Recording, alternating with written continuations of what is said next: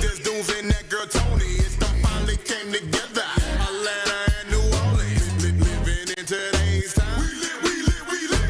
Air Monday 9 to 11. On the night, yeah. You don't wanna miss it. Got the dopest guess and we kick it. Stay lit like the night before Christmas. Tony and Duke, best in the business. Watch him get it. Go to YouTube, search IBNX Radio, the Lit Network. Entertainment guarantee. Have you laughing to your because we lit.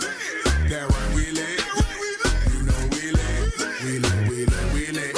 Tony and Duke stay lit. Turn it up, they lit. Start the show, they lit.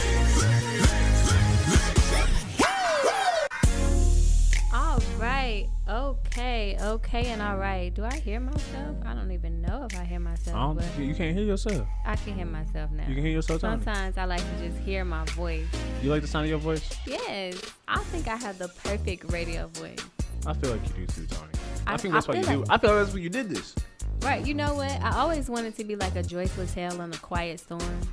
You know what I'm saying? But then I realized I would probably fall asleep, like that overnight. What does that sound like? Everybody talk about the quiet storm, and I never know what it sounds like. Because they play like that soft, like R&B, low music, you know, they kind of like make you go to sleep. I feel like as I'm listening or trying to do my job, I would fall asleep, like asleep. Like the voice has you sound like this. Like, yeah, you supposed to be all like nice and soft. Slow and something that we aren't. We just lit. Yeah. Well, like, I mean, y'all lit. You could be lit too. No, I'm kind of sleepy right now. Oh no, you can't come in sleepy. Like, you need to wake up. Maybe after this first song break, I'll wake up. Who knows? Depending on what the song is. Depending on what the song is, because y'all be switching it up too much. Y'all be having to like last week. Y'all had a little party vibe going on. I was like, what is this club music? Well, you know what? I don't know that I control that sometimes, because sometimes it just be what people send in. You know what I'm saying? We're independent, and independent encompasses everything. You know. That's why I like y'all. Y'all independent. Y'all gave me the chance. Y'all gave your boy Johnny Weirdo the chance. Yes. Y'all gave every independent artist the chance. Yeah, that's what we're really here for, because, you know, everybody need a spot. You know what I'm saying? We need opportunity. They need an opportunity. Everybody needs an opportunity to grow, develop, to learn, to do whatever. Like, I feel like if we ain't doing it, then, you know, who's helping us? Who's growing us? Who's developing us? We got to really, like, get out here and support each other. And unfortunately, that's not done very often, but at least the Lit Network is. That's all I can say. Shout out to the Lit Network for giving independence a chance. Let's give it some claps. Shout out to the Lit Giving Network. y'all some claps. Oh my God. But thank you, everybody that is tuning in. I hope that you have had an amazing weekend. For me, myself, I don't think I really did anything. I was supposed to go to the state fair, but that rain was depressing. You want to go to the state fair? You know, if there's a fair on Pleasant Hill Road. I'm not finna go to like the little bootleg fair. I went to the little bootleg fair. I need a whole moment, like a big type to do, like, you know. Where is the state fair? Is it still going? It was I think the last day was Sunday. It was actually in I think it was in Hiram. Crying in the club. 'Cause I could have went to the state fair. You could have, but you chose not to, because they had tickets on Groupons for $5. I did go to Pleasant Hill Road on my little cheap little fair. Are you going to the haunted house, the little Netherrealm? Yeah, Netherworld. Yeah, I want to. I really want to. I've never been. What's stopping you? I've never been. My pocket's hurting right now, so you know what I'm saying. When we get back, when the pockets are hurting. You better utilize Groupon. Clearly, you don't utilize Groupon. My girl uses Groupon. Well, you need to tell her, hey, babe, look at them tickets on the Groupon, and let's see where they're at, because Groupon will save you a lot on a good date. Because we already got our little costumes and stuff. Oh, that's cute. What y'all gonna be? Pirates. Like 2 pirates? Yeah, pirates. There's pirates. I was gonna get a parrot and everything. I want to be like in those moments where people are like peanut butter and jelly. You see, I saw that costume and I was ironically gonna get it for us because she's allergic to peanut butter, and I was gonna be peanut butter. One of my friends had me dying because she said she was going to have her husband dress up as Pence, and she was going to be his fly companion. It's too soon for this. It It's too is soon. not. If I see her in this costume dressed up as a fly and he is dressed up as Pence, I am going to So she gonna sit on his hip? die. I ain't gonna ask questions I don't want the answer to. I mean, they married, so whatever needs to happen. They grown. will They happen. grown. But oh my god, What's gonna be for Halloween, Tony? You know what? I don't know. Like my I feel like I just want to pull something out of my closet, but my closet costumes are basically for like Comic-Con. You went to you go to Comic-Con? I don't go to the activities, but I will walk the strips and streets. So next one that they have, I can see you there. Maybe. But I think this year if I go, oh look, my co-host is here. Hey, co-host. I think this year if I go, I want to be Harley Quinn. I'm gonna put a lot of energy into being Harley Quinn. What kind of like Birds of Prey Harley Quinn? I haven't old decided. school Like Harley that's Quinn? You that's can why do I a haven't. lot. I thought you were gonna be Harley Quinn for my music video, but it's okay. It's okay. Well, you haven't booked me for that. You I keep haven't even saying booked a like, music video yet, Tony. see, exactly. Then if you do, then I already have the costume. Like I already be ready. Yeah. But I don't know. I haven't decided which one exactly. So once I pick that out, then We'll talk. Okay. we'll figure that and we'll go from there. But anyway, I'm not gonna blabble and babble and yat your head off. We're gonna play the first song of the night. It is actually called "You Know the Vibe" by B. Morgan. We lit. Yeah. Shit. I mean, like, fuck it. I'ma just take this shit over them. Vibes, you made this? Of course. Underdog in my town, one night, you be gone. Yes. Used to riches, bad bitches, fake niggas get Armstrong. 3-point star shooter, Hawks with me, no Atlanta. About to cop this new paddock, and my bitch want the new Birkin. I'm with the stars, dog, just looking to rate, dog. Off the drip, bitch slip, that's a kill, call the coroner. I'm from the bottom, took too many losses. Now I'm up, fill my cup, grab my nuts, I deserve it. You know the vibe. When them black trucks pull up, you know the vibe. We outside, nigga. You know the vibe. We make them guys have to slide. You know the vibe. You know the vibe. You know the vibe. You know the vibe.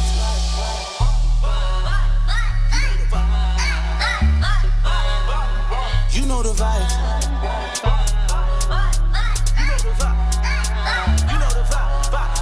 You know the pinky lip down shit, well equipped niggas know the vibe I'm on. Stretch 600, bumping Bad Bunny with a Bad Bunny hoe. I know you want me to rain on you. I'm just trying to see what you and your friends gon' do. Cause I need a model to show me attention. It's going up, double your cup when you all in my section. Cause I got the gang out, too much to mention. You know we outside, watch how you slide. Niggas ain't dancing, cause you know the vibe. When them black trucks pull up, you know the vibe. We outside, nigga. You know the vibe. We make them guys have to slide. You know the vibe. You know the vibe. You know the vibe. You know the vibe. You know the vibe. It's a vibe. It's a vibe. It's a vibe. You know the vibe. It's a vibe. It's a vibe. It's a vibe. You know the vibe.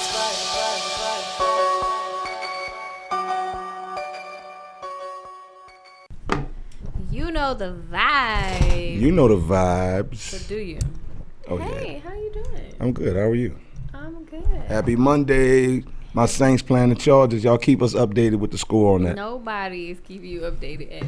We ain't Listen, keep you updated last time. we could keep you updated with the fact that y'all don't have a coach.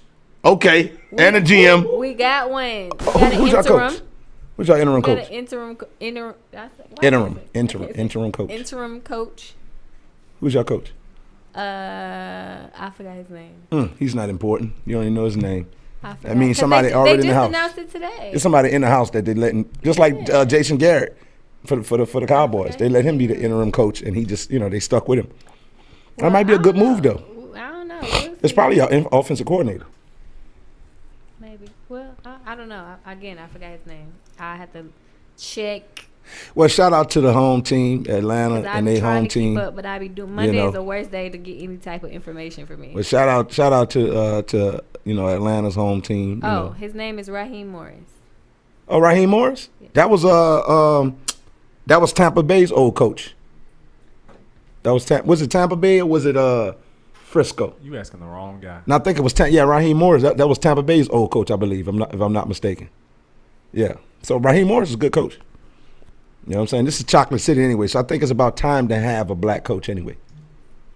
Okay. Well, we'll see, because, I mean, you just never know. What's the scope? Okay. All right, they got us, huh? That's how they going to operate?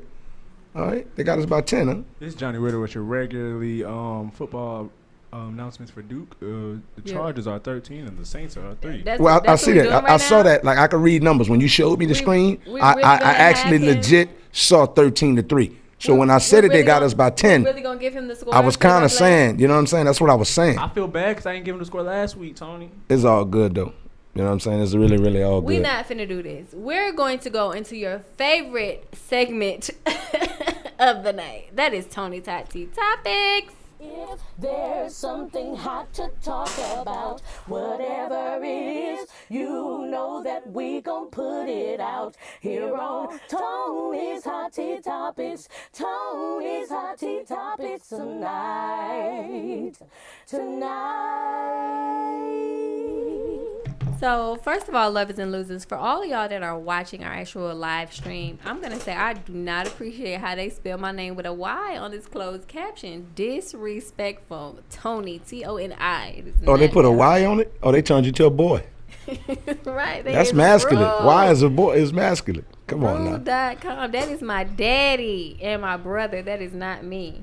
Anyway. But So anyway. all three of y'all Tony? Yes, we are Tony. All right. Johnny, I feel like you want to say something. I do want to say something. Can we talk about how, like, Tony, T-O-N-Y, he a junior? No, he's not. Okay. You don't have. You have to have first, middle, and last Yeah. to be classified as. And my dad doesn't have a middle name, as and junior. my brother does. But so my dad is obviously Tony. He's the original Tony, and then The original. OG Tony. Okay. Right. Then he had me, but he wanted a boy. So he was like, well, somebody's got to carry my name, so I'm going to name her Tony. Well, actually, about 18 years later, my younger brother came into play. And so, you know, if you have a boy, you kind of got to name him Tony. Thank you for your backstory. So, I don't know. Anyway, Tony's Hot Tea Topics. Ladies, beware. There is a chiropractor out in Sandy Springs that has just been arrested for sexual battery charges.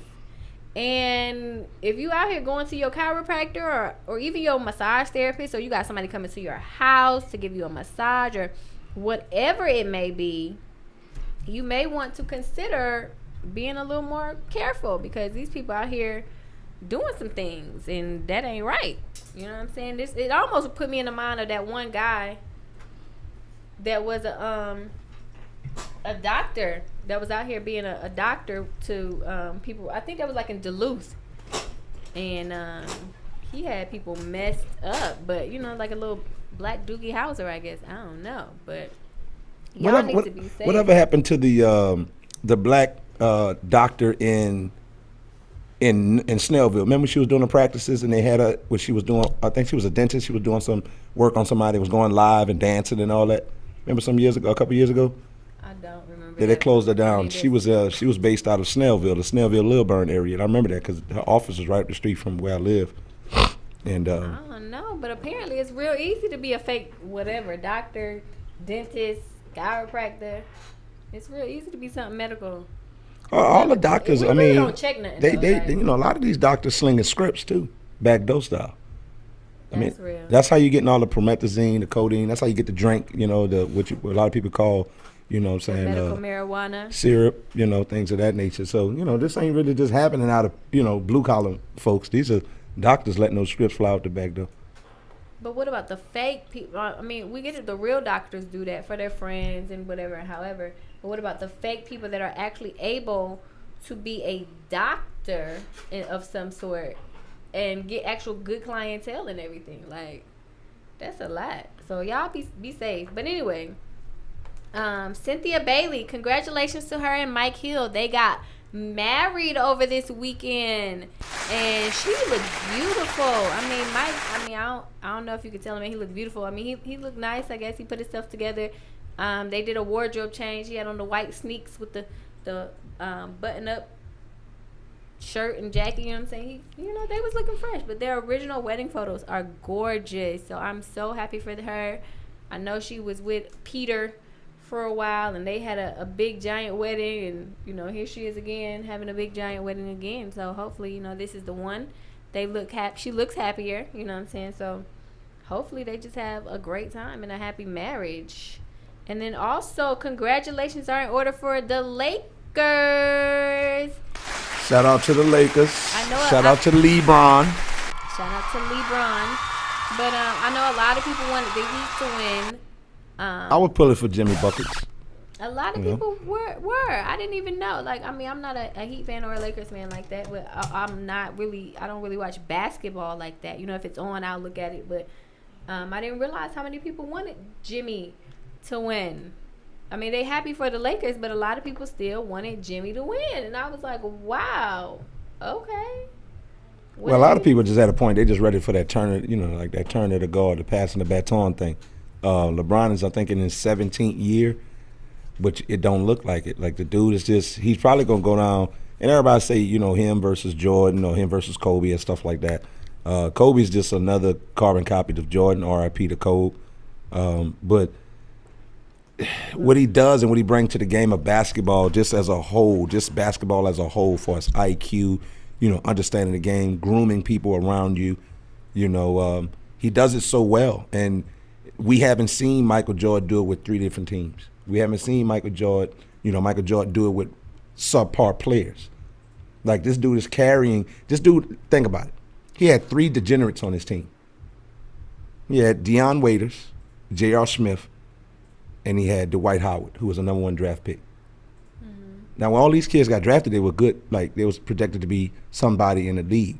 Now, out of all of them, I think Dwight Howard has let us down the most, to be honest. You know what I'm saying? Being number 1 draft pick, and you're supposed to be the second coming to Shaq and all this other foolishness. But at the end of the day, this dude is carrying people. But his IQ is so good, you can have 5 subpar people around him. Jordan, I'm not saying his IQ wasn't that good, but Jordan wasn't also a caring, loving person. LeBron is caring and loving. He has the nurturing spirit. If nothing else, even though I don't watch basketball per se like that, I will say that I love the idea of LeBron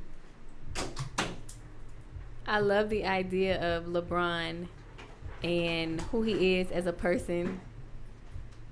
No bad marks on his marriage.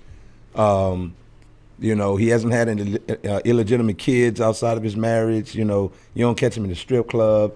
You don't have any bad conversation. He's not out partying all night, and he is just. It seems like he's been about his business since day one. Now you may not like him because his style of play is not pin your ears back, put your head down, get to the rack. Because honestly, he's unstoppable going to the rack. I don't know. I think I like LeBron as a person, as a basketball player. He seems good and great and all the other wonderful stuff. But you know what I'm saying? I like people outside of what they do, outside of what we watch them do. And LeBron is one of the people that I enjoy, knowing that he's a good person. You know what I'm saying? He's not just out here just wilding out with fame because he can. I love those type of people who are like, look, yes, I have fame and notoriety, but you know what I'm saying, at the end of the day, that's my job, and I'm a normal individual, and I do normal individual things. So exactly. I appreciate that about him. Exactly. And then as y'all have seen, I'm sure all across social media, Tory Lanez has finally been arrested for shooting Megan Thee Stallion. Charged. Not convicted. Whatever. That's the difference. I didn't say he was convicted. Well, I just wanted to put it out there because a lot of people were mixing it up. You know what I'm saying? He's definitely got to, have his day in court.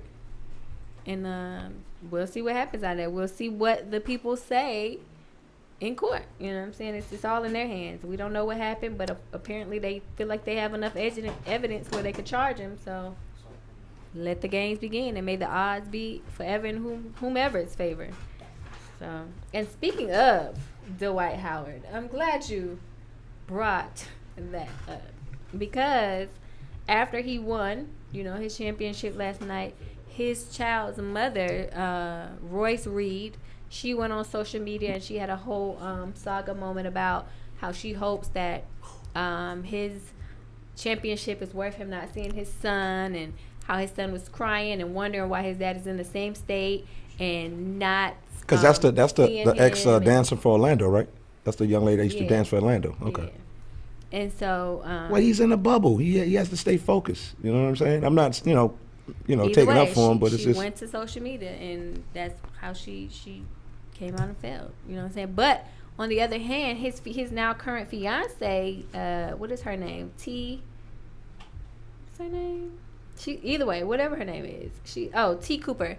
She is not having it. She's like, you know what I'm saying? It's just imagine. She came back, clapped back, and was like, just imagine, having one of the greatest moments of your life, and somebody coming with some BS because they're supposed to be on your side, supporting you, being a family unit, being a team, being right. Being a collective, and you want to go on social media basically with something we could all have a conversation about. Like right. It's not. I don't know why everybody wants to go to social media. It seems like going to social media and crying about your dirty laundry. What it is people love an overwhelming amount of attention, and it almost feels like when the girls used to get pregnant in school, in high school, and everybody rubbing your stomach. I'm talking about even to the point where they signing your stomach. You got your stomach. Like 16 and pregnant. You get that amount of attention that no one gets at this time. Because you have this whatever, and that's what it is. When you do the woe is me, people are like, oh my God, I'm so sorry. You know what I'm saying? And it's just that amount of attention. If you normally don't get that, or if you're accustomed to getting it and you're not getting it at that current time in your life, that weighs on you. Almost like that. It's almost like that. The middle child syndrome, where the eldest child was going to get the rifle passage to be the leader. The youngest child is going to get a little bit leverage to, get away with some things. Right. You're not getting none of that. So you just desire to get to feel equal to the eldest or feel equal to the youngest or however. And it's just that attention thing. People just got to have the attention. Why people feel like they got to put their relationship on social media? I mean, if you remember back in the days before we had social media, you ain't go out on your doorstep like, hey, y'all, me and Jeff from 4 houses up the street, we kicking it now. I did. No, you didn't. You see what I'm saying? Like, we just didn't do that. And I don't understand why that's such a significant thing. Well, in that moment, you know what I'm saying, you were out and about probably a little more. So people saw y'all together. You know what I'm saying? They seen y'all doing, because like back in the day, it was a little more lovey-dovey. You was holding hands. Who was doing that? High school? Yes, in high school. Y'all was wearing each other jackets. You went way back in the day. If you say back in the day, like, you got to understand, we're in our mid-30s. So back in the day, that's 25? That's 10 years ago? That's a decade? Or you won't go 2 decades? You said you won't go 15. High school. Okay, when high school, I don't know. For me, I wasn't holding hands. I just wasn't connected to the sensitive side of myself to sit around holding hands. And for me as a girl, it was like, you holding hands. You may wear his jacket at school. You know what I'm saying? He may walk you to class depending on, the routes y'all had to take and if it made sense. Like, I have sat in some homerooms, though. I have sat in some homerooms right next to her or however. But also... Okay, well, that's just because you didn't do all of it collectively, that's the same thing. But I also didn't like the shit where I lay at. You see what I'm saying? So in school, that was something that I would hear my grandfather and the elder men say, hanging around with them, man, you'll never shit where you lay at. You'll never shit where you lay at. What does that even mean? That means if you go to school A, don't kick it with girl at school A. You could kick it with girl at school B or C. If you live in area A, you don't got to hang out with old girl on an intimate level. Don't date no one that you went to school with? In school with, at your job, stuff like that. Because most times, rule of thumb, if it don't go good, because most likely it may not go good. You're 16, you're 15. You're not going to be together for this whole 4 years of high school.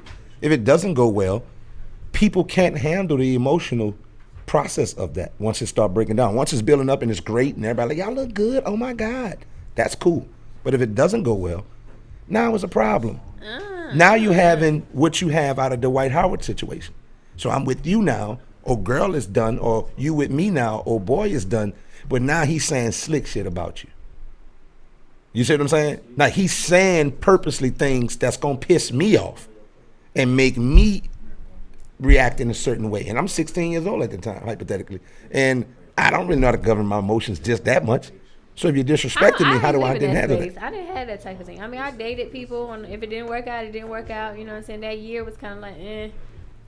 And then you move on to the next. Like, Everybody don't have that in them, to be honest. Everybody had time for that. Everybody don't have that in them. You know what I'm saying? Last but not least, on my list of things to tell you about Tony's Hot Tea topics, Offset and Cardi. They are, you know, in the media again because, as you know, Cardi B filed for her divorce, but the people are saying, what divorce? Because on her birthday, her 28th birthday, he came out with a Rolls Royce for her. And a what? A billboard. Oh yeah, he did. There was a happy birthday from Culture billboard. And then he even made a custom car seat for Culture. So when she's riding in the Rolls Royce with her mom, she has a Rolls Royce car seat. Like, that says Culture on That's it. overkill. That's overkill. You know what I'm saying? And everybody's saying, you know, That's that overcompensating overkill.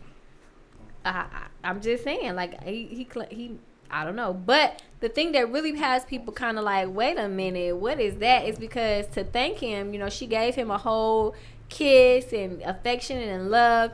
And then she had like a whole twerk down on her husband. And everybody's like, wait, I thought you was getting a divorce. Why y'all still being romantic and love? And my take on it is they are grown.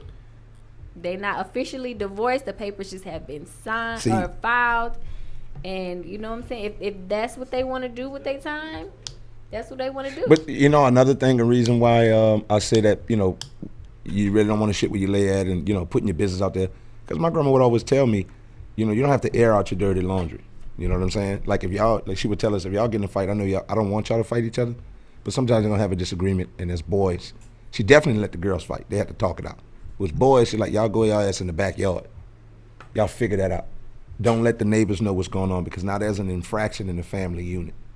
You see what I'm saying? There don't need to be an infraction. See, right now, because they put their business out there, and in social media, we want to follow you, not really to really invest in you for real, but just to follow you, just to be nosy. Some of it's not necessarily them putting it out there. Like, if you file for divorce, you're a huge top star. Somebody's gonna be looking. Of divorce papers, that's public record. No, I mean, I get it, but you're understanding my point. My point is, when you air your dirty laundry out, you may want to take retract some of that back and say, well, you know, this is where we thought we were. We're not quite there. Now you have everybody's opinion saying, girl, you need to leave him. You need to this. Nigga, you need to let her go. She put a bottle in her vagina back in the day. At the end of the day, it doesn't matter.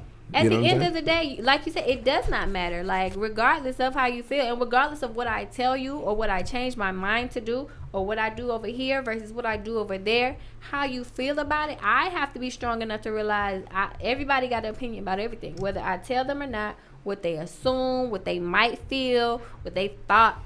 They gonna have an opinion. People gonna have opinions regardless. And if I'm at a point where, you know, I'm dating somebody and I've decided to, you know, make it social on my social media, and then we break up or we go through something, then I mean, that's that. Like, so what? I could do that. It's my social media platform, and if I decide to be loud with it, I can be loud. If I decide to be reserved with it, I could be reserved with that as well. So Cardi and Offset, they have a big name. They gonna go through some things. Unfortunately, it's in the public eye. I mean, if they get back together, hey. I wish all young black love some kind of way could figure it out, because I understand coming from a broken household, you know, it's just a weird space. My daughter's dealing with that now, you know what I'm saying, with me and her mother, and you know me having someone that I'm seeing, and her mom's having someone she's seeing, and she's just trying to figure it out, because then when she go by her T.T. and her Uncle Shad, she understands her T.T. have her Uncle Shad. That's how it's always been. But when she go to her house, why my cousin's got one house, why I have two houses, why my mom is here and my dad is there, why is this other guy coming in being like a daddy figure in my mom's house, why is that other lady over there by my dad? So she's piecing it together, and it's not troubling for her, but it's an unclarity that's going on. You know, she don't know, so she's trying to piece it together. You see what I'm saying? And even with that, then you got degrees to it. You got somebody where, say, if you have a kid, and you know your co-partner situation in co-parenting, you know, they feel that it's okay for your kid to call their boyfriend dad, because they project that it's going to be a forever situation. My thing is, let me see forever in it, and I may be kind of okay with our child calling somebody. Never really, but if I see y'all together 15 years, like I look at my stepdad, right? My stepdad been there since I was 10 months old. I really have right to call him dad if I wanted to, because he's been there since day one. Did him a lot more than my biological dad did, but my biological dad was there the whole time. But because I understood my dad was there, I understood my uncles, I was very rooted into my family. In myself, I couldn't call another man dad, even though I recognized him as a dad-like figure. I couldn't denounce who my dad was and take the title away from him, even though I understood that my stepdad would do it a little bit more financially. You see what I'm saying? Because I understood that those titles mean something. That's why we go to college to get degrees that hold titles, because they hold weight. You see what I'm saying? And it's just, those things are tricky. So if you're in love, if you have love, you have your family, you have your kids that's coming from that, I just think you should some kind of way figure that out if you can. Now, I understand it ain't ideal, and nothing's perfect. And if you just can't, you should have the best co-parenting situation that you possibly can muster. You know what I'm saying? And all for the kid. A lot of times we don't do it for the kid. We do it for our own, emotional selves. And, we need to let that go sometimes and solely think about the kid and what's best for them. I understand that. So, we're going to go to the next song, Greg. We're going to play Waves by Samaya. So I hope y'all like this song and let us know what y'all think. Hit us some fires if it's great, some thumbs downs if it's not. Let us know. Cuz we lit!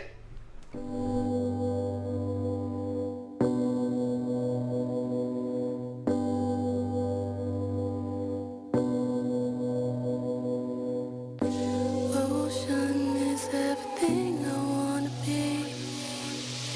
Beautiful, wild and free. But it feels like without you right next to me, that's something I'll never reach.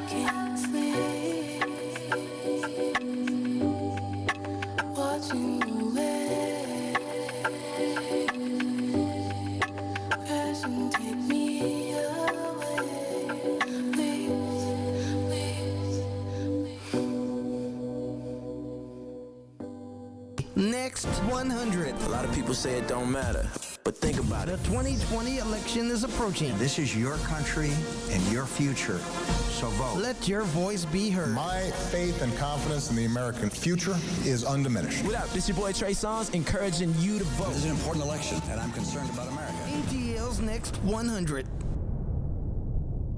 And we back. That was lit right there. That was. I mean, Johnny Widow, you love that? It Okay, gave cool. like a little relaxation vibe. Like that's the song that you're supposed to listen to when you're taking a nap, going to sleep, trying to rest, get your mind right. Yeah. Or you dating a chick that's like 42 or above? That's an old person song. Oh, this is well seasoned. She's just well seasoned. That's all. Anyway, well, y'all, I'm sure y'all have been on our social media. Those that are tuning in, we have Steve Brown in the building, comedian Steve Brown. Can we get some hand claps, please? Applause, Yes. please. Thank you. Oh, wow. Yes. Oh, okay. Even though I'm in a room with 4 or 5 people, that sounds like a lot of. We got more claps than people. That don't. Hey, it's all good. That don't make sense to me. Yeah. Okay. Yeah. Oh we my good. God. I'm glad to be here, man. Glad to be here. Yes. Took that long trip from Stockbridge. Started out yesterday, but I got here. We good. Well, we're glad you made it. Did you pack a lunch and change your clothes? Nah, we gonna hit the road and get right back down to Stockbridge. You know? Sometimes that's what it takes. When you decide to, get into a business that you got to travel, you got to do them turnaround trips real quick. Oh, it's tough. Speaking of that, do you remember, and I'm pretty sure you do you remember the days when you didn't get paid much of anything doing comedy? And you had to take those long roads and do open mics and, get them 5 and 6 and 7 and 10 minutes at a time? Well, mine was a little bit different from that. But yeah, I remember those How days. was your experience in your first 5 years? Well, I I'll put it to you like this. The guys that got me started, Ricky Smiley, Doug Williams, and the late Ray Russell, Ray, rest in peace. I was their chauffeur. I worked at this place called Toyota Rent-A-Car after I graduated from college. And my boss, he was really cool with me doing comedy. I told him what I wanted to do, and he just started letting me get cars. And we would go all over America in those rental cars, all over. And I would get paid a little bit. Sometimes I would, sometimes I didn't. But that was like my road work. And from that, I just snowballed. Snowballed, and it went from there. So I went from just being the chauffeur to being the opening act to becoming a national known headliner. So that was pretty cool, man. It was a really good experience, and I wouldn't trade it for nothing in the world. What was the timeline for that? The timeline, I would say, I grew really, really fast because I knew this is what I wanted to do, and I would say the timeline was probably like 3 years. 3 years, but the thing is, grooming me, that's a different animal. You know what I'm saying? So it took 3 years to become a headliner? No. Okay, it took 3 years to actually become a well-seasoned comic, because you got to understand something. I was on the road with headliners, and every time they went up, I went up. So I could pretty much tune my craft. And within those 3 years, believe it or not, I became better than them. Yeah. So and then because you was able to watch, you was able to sit back and watch the masters. Sit back and watch, learn different people, and just different everything. ways. Right. I mean, the ups, the downs. I mean, and the thing is, I wasn't afraid to take risks. Now, like, let's say, how long you been doing comedy? 5 years. 5 years. Okay. Comics in your era, they don't like constructive criticism. Mm-hmm. They don't like to take risks, and all of them got egos. That's from what I see. No, you're 100% correct. Right. So we can't really teach y'all nothing. Even though we want to, because off the air we were just talking about a certain situation. Right. So it's hard to teach the up and coming comics what we were taught, because we were more humble, we wanted it, we were hungry. I was going all over the country for nothing, and I was chauffeuring these guys, and that was really huge to me. I thought I made it because I was on the road doing what I love to do. Wasn't getting paid. Sometimes I would. I think they missed that a lot. I think they missed understanding what that is. Like when you're blessed to do what you love to do, you may not get paid. Mm-hmm. Right, you may not get paid, but if you love to do it, there's a lot of payment in that alone. There's a lot of pain, but the thing is, man, is passion over paycheck. But trust me when I tell you, I would not trade it for anything in the world. I wouldn't. And I learned a lot from each comic, and not only that, I learned what not to do with him. Because of course everybody got their habits, everybody do what they do, and I'm talking about what not to do on stage. Right. You see what I'm saying? Mm-hmm. So it was a big learning experience for me, and I feel like it gave me an advantage over a lot of comics, who I've worked with. So that was pretty cool. Okay, that's dope. Before you got into comedy, first thing, what inspired you to do comedy? Secondly, what was your connection with comedy before you even became a comedian or even started doing that? Let me say this before you go on any farther. This ain't gonna be no politically correct interview. I didn't care. Y'all ask me anything y'all want. No. I like to get these. I like to get these ground rule questions out because he like my man right here. He's a young up and comedian. He's like, that's a great question. Okay, a lot of the comedians don't get a chance to see these because when you go to Breakfast Club and all these other places, they ask the raunchy, ask me anything, shit like that. Brother. We gonna get to that. We got a little time with you for a quick second, so we gonna get to that. No, you don't. I said a little. You ain't hear my adjective? I said a little. All right, so ask me that question again. What inspired you to get into comedy, and what was your connection with comedy before getting into comedy, before becoming a comedian? Bruh, I wasn't really thinking about comedy. Of course, I was a class clown. I loved to entertain, okay? But I was a football player. I played football, okay? All through what prep? Position? In high school? Cornerback. I was a DB, and I went high school all the way to college, and I don't know if you saw Dak Prescott's injury. Mm-hmm. The same injury. You had that injury? I got it right here. I got a plate and 6 pins. Did that kill up the football career? Killed it. Over with. Killed it.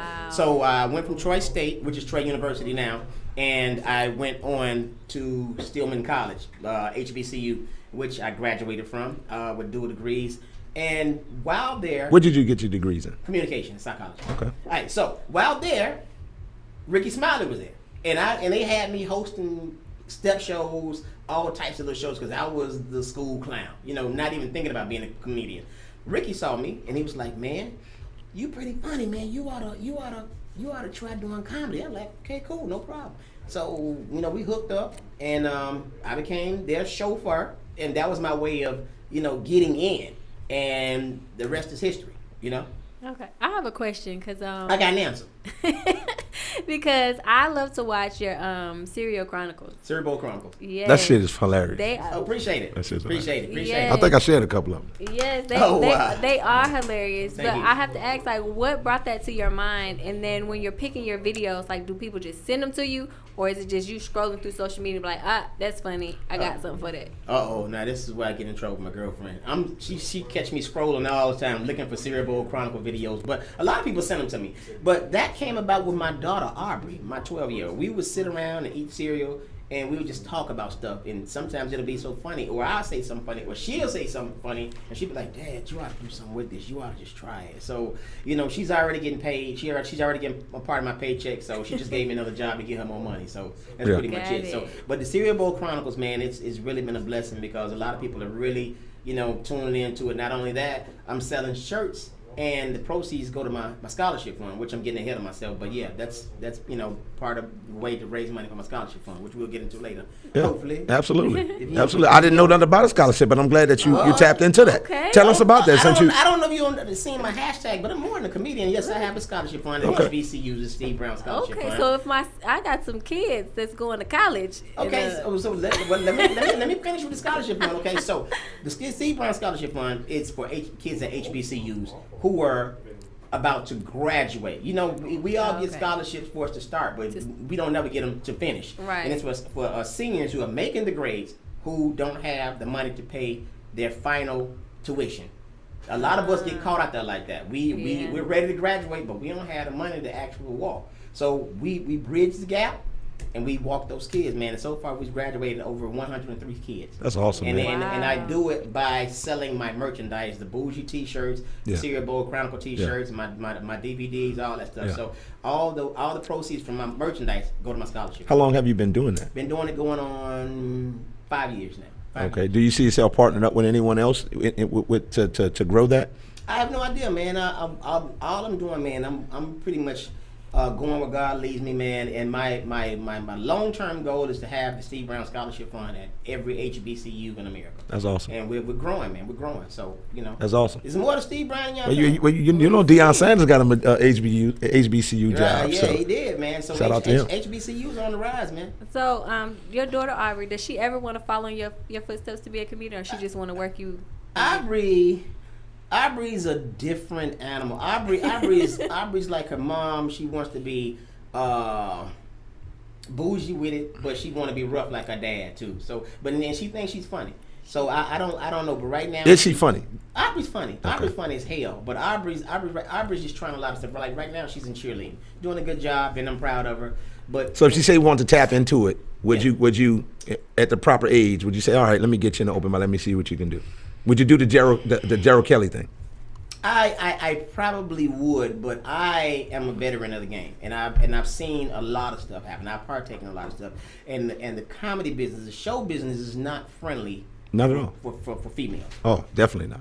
So, and then it's a lot of stuff that you get pressured into and all that. So, before I even let her go to an open mic, I would give her the ins and outs about the business aspect and what goes on behind the scenes.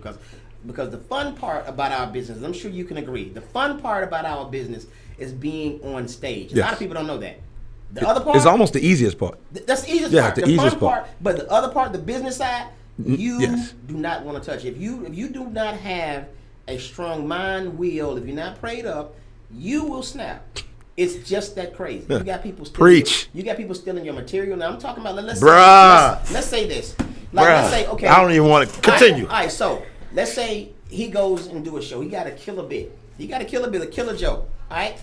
A big name comic comes in and sees him do that joke. He's gonna take that joke. Yes. Now he's gonna put that joke on TV. Yes. Then when he do his joke again, they're gonna be like, "Oh man, hell no, you got that from such and such. He did that on TV." Yes. But you can't even say anything because he took your joke. How do you deal with that? How do you deal with that? I used to deal with it a lot of different ways, man. Do you want to know the ways I used to deal with No. it? What is the ideal, best, most professional way at your age today? Not the traditional Steve Brown when he had a hard headline. Not that guy. Oh yeah. I'm talking about the guy now. Steve Brown used to beat up comics. Yes, not that guy. Not the guy that was like, I'm about to fuck you up if you come up on the stage, cuz. No, because I done fucked up plenty of comics. Oh, I'm talking. Not the nigga. No, listen. Not the nigga, if you touch my car keys, I'll tear this whole thing down. Oh, you saw that video. Nigga, did I see it? You've been researching. Nigga, I know you. I know you. You don't know me. Hey, you got a Maserati and somebody trying to steal your car. I'm fucking some shit up. Exactly. Nigga, I got a Honda Accord. If you steal that goddamn key, exactly. I'm gonna whoop your ass, cuz. I just got that tune up too. So with that being said, at my age, man, I'm 53. I would still fuck some shit up. That's just what it was. I saw you working out your on IG. Exactly. So that video wasn't too old. But what I'm saying to you now is that at my age, man, I would really tell comics, keep writing, and keep doing the bit. Thank you so much, man. Keep doing the bit. Why? Because they can steal it, but they can't be you.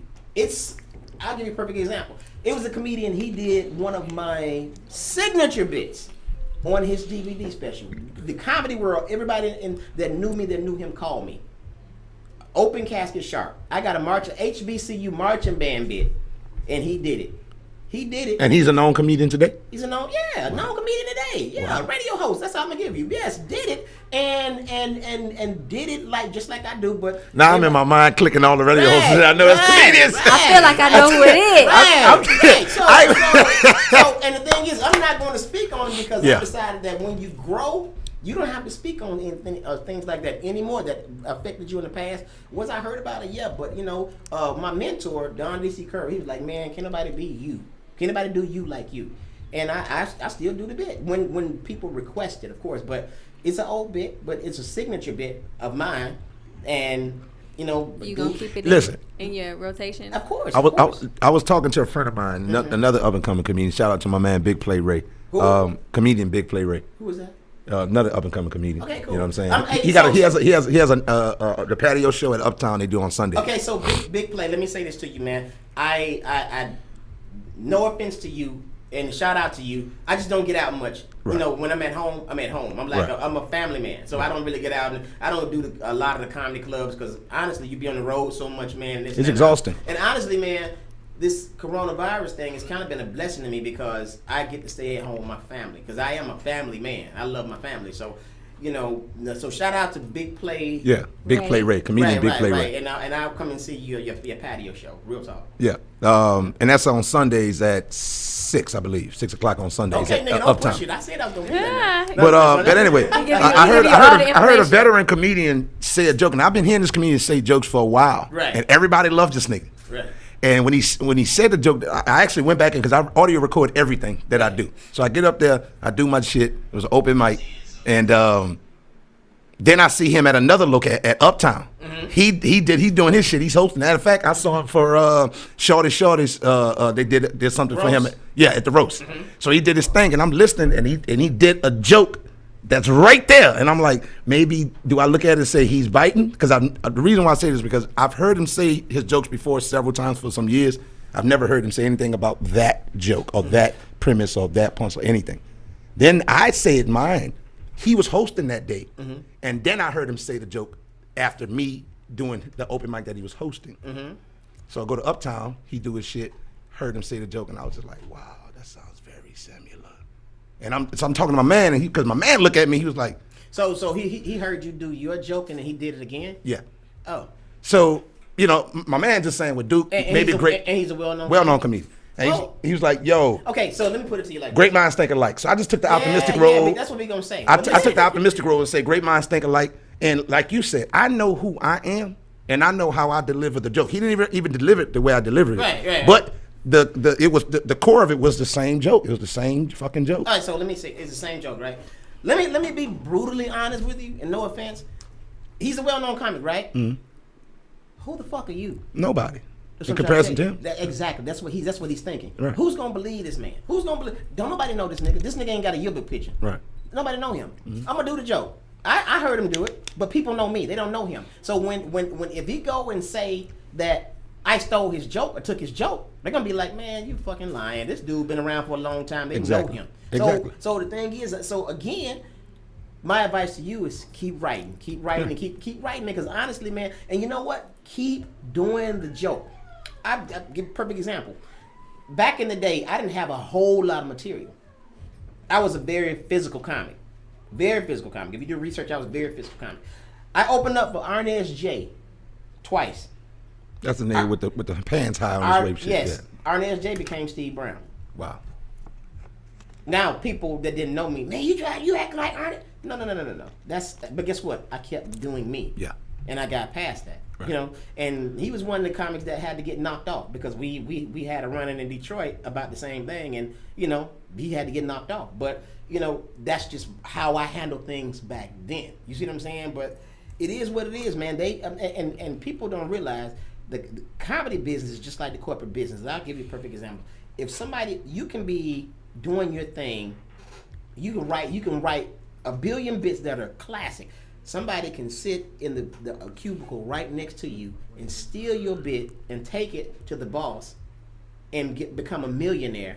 And you like, man, I ought to kill this motherfucker. That's the same thing that happens in comedy. Same exact. It was definitely insulting off sight when I saw it. After I collected myself, I was like, you know what? That's flattering.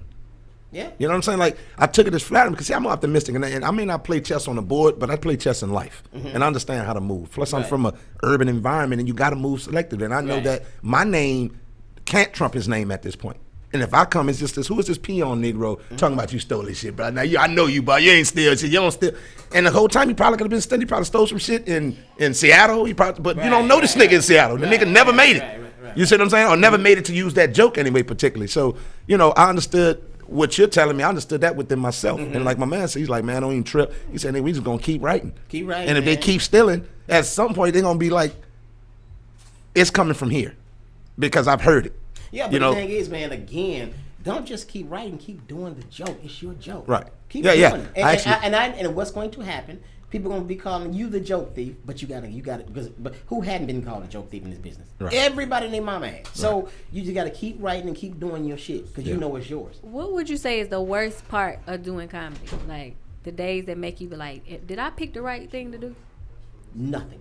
Nothing. Comedy has actually made me cry. Comedy has been a lot of things to me, but I wouldn't give it up for the world because it's something that I love doing. Once you have something that you love doing, you can't get away from it. You can't get away from it. I love doing stand-up comedy. That's me all day. It pays the bills. It's gotten kids through college. It's done a lot for me, and it still has a lot more to do for me, and I have a lot more to do for it, and I'm passionate about it.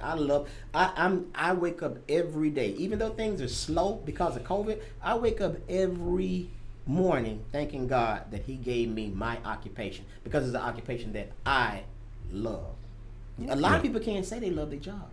That's a That blessing. is very true. And we take that for granted. A lot of people, I mean, I would say 85, 95% of the people in the world can't say they love their job. That's true. Unless they're like an entrepreneur and they've built a business that they like to do and they are financing and paying their bills. Or you got some people that's still working a 9 to 5 and still trying to do their passion as well, and that's mentally and emotionally draining. That love and passion is what allows you to go through the days of doing 4 and 5 open mics Monday through Friday.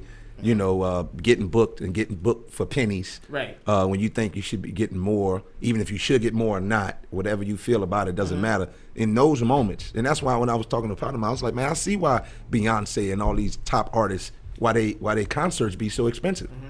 Because they remember the days when they wasn't getting shit. Exactly. They remember the days, long studio sessions. They remember the days of writing, sitting and writing and punching up, well, in our comedian world, punching up a joke, you know, things of that nature.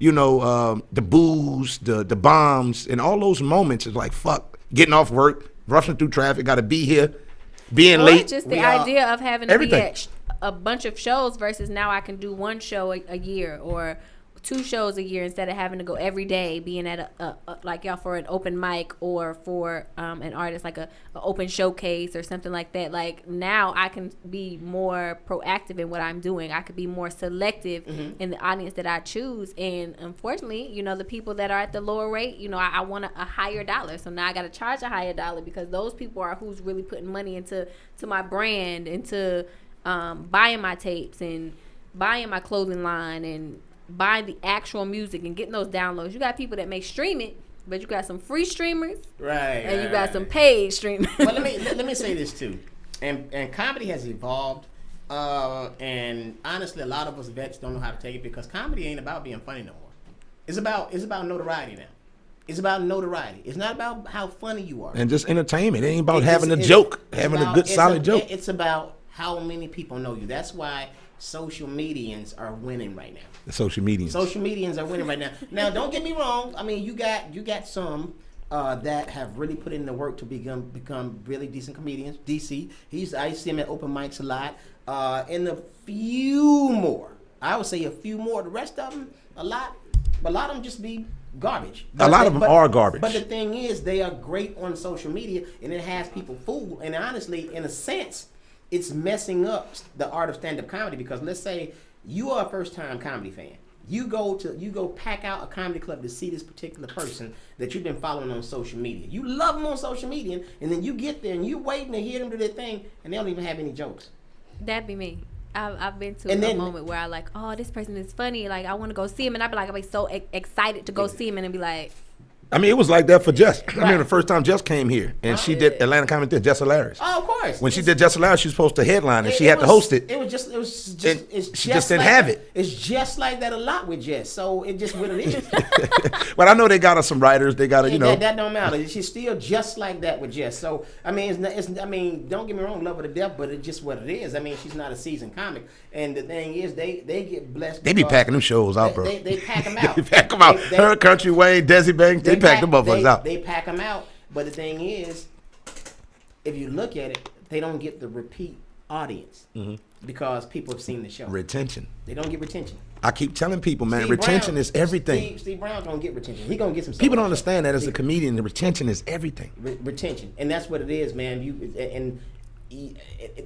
And in other words, sooner or later the gig is going to be up, and they are blessed with opportunities to get better and better and better because they're on stage more than the average comics now. Right. So, man, if I was them, I'd be taking advantage of these paid open mics that they're getting because that's what it is. That's pretty much what it is. These are big money open mics that they're getting, and I ain't mad at them, but because they've created opportunities to surpass what we're doing to get on stage. You see what I'm saying? So.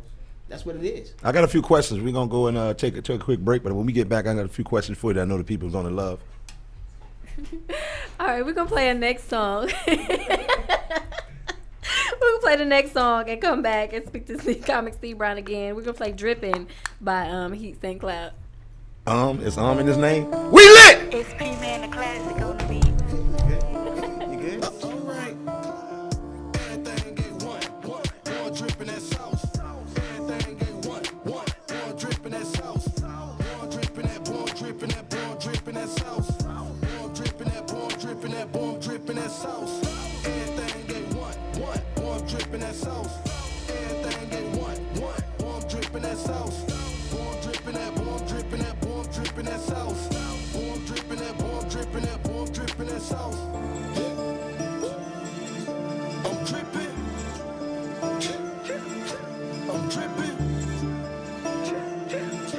I'm tripping, trip. Too cool, so I stayed down. Now your boy on the way up. Too cool for the pay cut. Can't wait for it, home and pay up. Too cool for the short bread. Gotta get the money at the long way. Too cool for a long day. Won't dripping that OJ. 3-1, but I'm too cool. High as fuck, about to go new. Old money, but the go new. Whip cool, so it's no roof. Too cool, sauce. Too cool, sauce. Too cool, sauce. Too cool. Everything they want. Drippin' that sauce. Everything they want. Boy, I'm drippin' that sauce. Boy, I'm drippin' that, boy, I'm drippin' that, boy, I'm drippin' that sauce. Boy, I'm drippin' that, boy, I'm drippin' that, boy, I'm drippin' that sauce. I'm drippin'. I'm drippin'. I'm drippin'.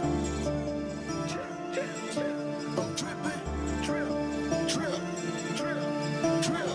Too cool like 2 times. New school with the new rings. Blowing all up in due time. Yeah, nigga blowing up in due time. Too cool for the sucker shit. Too solid for the snake shit. Too busy doing real moves, so I'm focused round on the sucker shit. Make moves, I don't love a bitch. Too smooth for the smothering. High as hell, I'm hovering. Walking neck, that's a custom fit. Too cool for the fuck of it. Too real for the fake. See the hate up in your face. Dade County on the way. Everything they want. Boy, I'm dripping that sauce. Everything they want. Boy, I'm dripping that sauce. Boy, I'm dripping that, boy, I'm dripping that, boy, I'm dripping that sauce. Boy, I'm dripping that, boy, I'm dripping that, boy, I'm dripping that sauce. I'm dripping. I'm dripping. I'm dripping. Trip.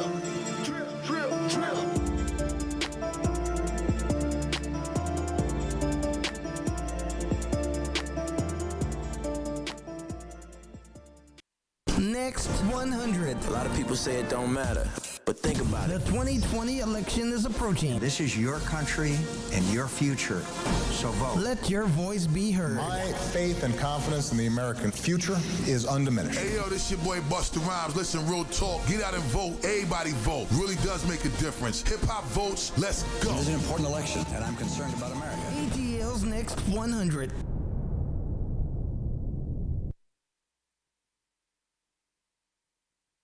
All right, okay, we are back. I don't know how did y'all feel about that song? Was y'all even? We wouldn't even listen to it. It was lit. Yeah, that was the shit. You play some shit you like. That's what it was. You being selfish. You had the man to play some shit that you like. That was probably one of her cousins or something. That was not. Nobody on this list is my cousin, family, or relationship in Who any was way. that? Who was that? His name is Heat St. Cloud. Okay, cool. I never heard him, but okay. I'm on. Well, But I'm gonna also say this: when I'm talking, sometimes good music, if it doesn't bother me, it's good. Right. Like if I'm like, man, what the fuck is this? Turn this shit off. I'm Oh, talking. okay. If it doesn't do me that, and I could just let it serenade the background as I'm having a conversation, I'm cool with that. Right, I got So it. it's not that bad. He say Cloud Roll it. Everybody plays tonight is independent artists. Oh, so it's independent artists. No, we only play indie artists, unsigned artists. That's what we do here on the Lit Network. That's what's up. Okay. So if you know any artists, any genre, tell them send their music over. We'll give them the details. Even if it's some bullshit. No, we gonna let. Well, she has 3 teenage boys. We submit it to them, and her and they all. He's like a kid. Yeah, she does look young, but we let them play. They play for Norcross High, and they squad. They listen to it while they getting ramped up, and they let us know. Now that shit whack. So this is your good. sons play for Norcross High. So in other words, you let them listen to the music before the game. If they lose, we're like we ain't Yeah, and they ain't lost yet. So Okay, all the shit we playing is hot. They listen to it over the weekend, so the game has already been done. Oh, okay, cool. So that's that. It's really the young people, the youth that's telling you if your shit is hot or not. I got you. Jay Latoya is on live. She wanted me to tell you hello. Jay, I said what's happening. She just had a performance this Friday. Sorry we couldn't make it. Hey man, Jay Latoya. She was on one of his Tuesday night. She don't even know. I can't remember the name. His Tuesday night where he does like the where you can sing or whatever. The quarantine show. I was like, I'm probably sure I watched it. Let me tell you I couldn't remember. Let me tell you something about Jay Latoya. I know. Have y'all ever met Jay Latoya? She was up here. I've known her for years. Jay Latoya We love her. is like one of the most talented females you'll want to meet. She's awesome. Yeah, she's a beautiful lady. Yeah. And she's very tall. Jay Latoya do a cartwheel and kick a cloud. That's Jay Latoya. Yeah, she got some height on. I've known her for years. Yeah, very. Oh, she's an awesome lady. Absolutely love her. Now, like, this is the question that I have for you. And Jay Latoya got one of my T-shirts, and she's a small lady, and it's too big for her. But go ahead. And she got an extra small? Yeah, she got an extra and small. she walked into hot water. Ain't that a bitch? And it's too big for her. This is the question. The first question I already asked you, kind of slipped my mind. But I want to get into this. How do you write your jokes? Do they just come out of just your engaging in conversation with your people around you? Do you have, like orchestrated, deliberate time, like, yo, at this hour I sit down and I write, or in this space in my house I sit down and I write, or I reserve time for that? Or how do you curate your content? Whatever comes up comes out at any time. I'll just sometimes I'll if I think of something, I'll write it down. I put it in my phone and I'll come back to it later.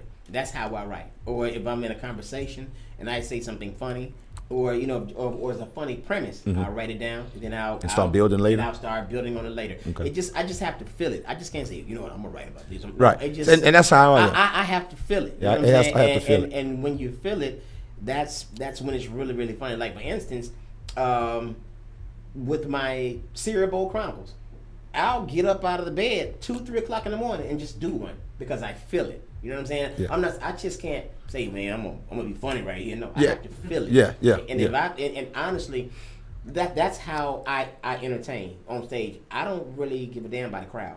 I don't care. I don't care about the audience, because guess who I'm entertaining? Me.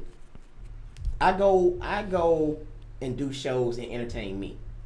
Entertain me, because who wants to be entertained more than you? When you're pleasing yourself, everybody else, I already know they're into it as well. Let me ask you this philosophy. Let me ask you this Feel the philosophy with in your beginning years when you wasn't seasoned. Did you take an open mic and play with it? Like, let me go and fuck around. Or did you take it like, I'm about to go and kill them motherfuckers? Did you practice how you play? Do you practice how you play, or do you? I thought you was asking me something else, because you was like, do you take an open mic and play with it? Like, yes, I've masturbated before. I'm not ashamed of that.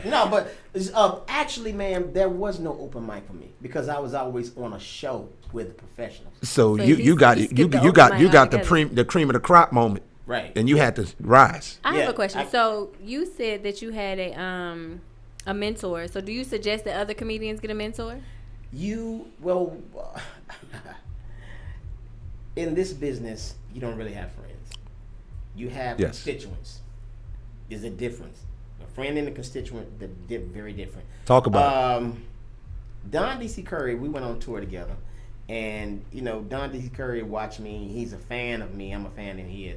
And he just gave me a lot of knowledge about comedy. You know what I'm saying? And I just kind of clung to it. And everybody who you start with, it's not guaranteed you're going to end up with them. Ricky Smiley got me started in comedy. Me and Ricky Smiley don't even talk. Is that a particular reason, or just circumstances doesn't allow? It is a particular reason. Okay. But we don't even talk at all, period. You know what I'm saying? Love him to death, but we just don't talk, period. If certain things happen, and we just don't talk. So, again... And I've heard, not to cut you up, but I heard some veterans say that about him. Is it something with him where he just... Of course. Okay. But the thing is, let me say this. When it comes to the business, certain people look at it for what it is. And now I've learned that in my 20-something odd years of comedy, that it is a business. You want to make friends because you're a genuinely good person. Right. But you can't in this business, because it's a business. A business has no taste, no smell, no nothing. It is what it is. It's business. And in this business, people do business, meaning they will cut your fucking back out just to get to the next level. It's business. Like, for instance, if me and you are auditioning for a different part, and I know about the part, you think I'm going to tell you? Even though me and you so-called cool? No, you know why? Because it's business. I'm going to get to the next level. Even if I have to do something to you to get you not to come, it's business. Do I love you? Are we gonna hang out afterwards? Am I gonna buy you drinks? We gonna go and talk to people and hang out? Yes. But when it comes to this business, I don't fuck with you. It's business. And now that I handle my business that way, I'll do anything for any comic. Comics know this. But when it comes to business, meaning I have a household, I have daughters, I have sons, I have bills, I have a whole lot of shit. You have obligations that you need to take care of. Obligations. Yeah. This ain't no open mic. This ain't no fun thing with me. Right. It's business. Do your time. I'm gonna do my time. You're gonna conduct yourself professionally. We're gonna do it the right way, because it's business. If you can't do that, You got to get the fuck on. So now, when veteran comics come like that, all of a sudden, I can't deal with him because he an asshole. No, bro, I don't drink. Well, I definitely heard, before getting to know you a little bit or being in your space, oh man, Steve Brown, he an asshole. Yeah. Man, he got his select few and this and that. And what's the thing I've realized, when I go up there and I do comedy, and a veteran see it, he be like, you're funny. Yeah. Thank you. I'm not going to overly laugh at your jokes. I'm just not going to pander to it. But I'm going to respect you, understand my ranking system. You know what I'm saying? Understand what it is. Right. And just understand where I am and enjoy that space as I continue to progress. Right. But a lot of people have a say about that when you handle business. And I was telling her earlier, a lot of comedians are not coming from a professional environment, transitioning into comedy. Let me say this. These niggas are riffraffs. And I got that tag being an asshole because I was about business. You was about business. About business. I wasn't fucking off in the green room. I didn't have people, I don't know what anybody does, smoke, drink, or whatever. I don't. Right. Okay? But I didn't have all the riffraff. I didn't have all the bullshit. I didn't tolerate certain things that up-and-coming comics did, and I was very hard on up-and-coming comics. A lot of them don't know how to accept constructive criticism. So when you tell them about themselves, oh man, he an asshole, this and this and that. But these are the same comics that That's I funny. would take to dinner or That's I funny. loan them money and this and that. That's but funny. once things don't go their way with me, That's funny. I'm an asshole. But anybody that knows me for real, they'll be like, man, Steve Brown, one of the coolest dudes you ever want to meet. I've never seen anything different, but I also understand. I was raised by probably about 9 men.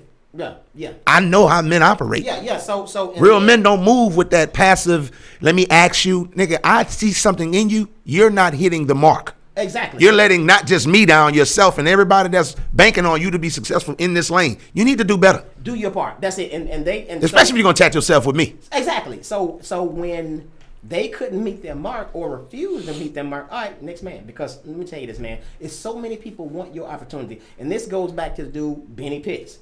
Same thing with him. Gave him an opportunity, fucked it up. You know what I'm saying? But yet, he created that monster that everybody like, man, this dude is an asshole, this and this and that. But I was like, you know what, let me get a young buck a chance because I see everybody picking on him, everybody want to fight him, everybody checking him. I'm like, man, what's up with this dude? Why is everybody picking on him? And everybody was like so surprised, like, how the fuck Steve?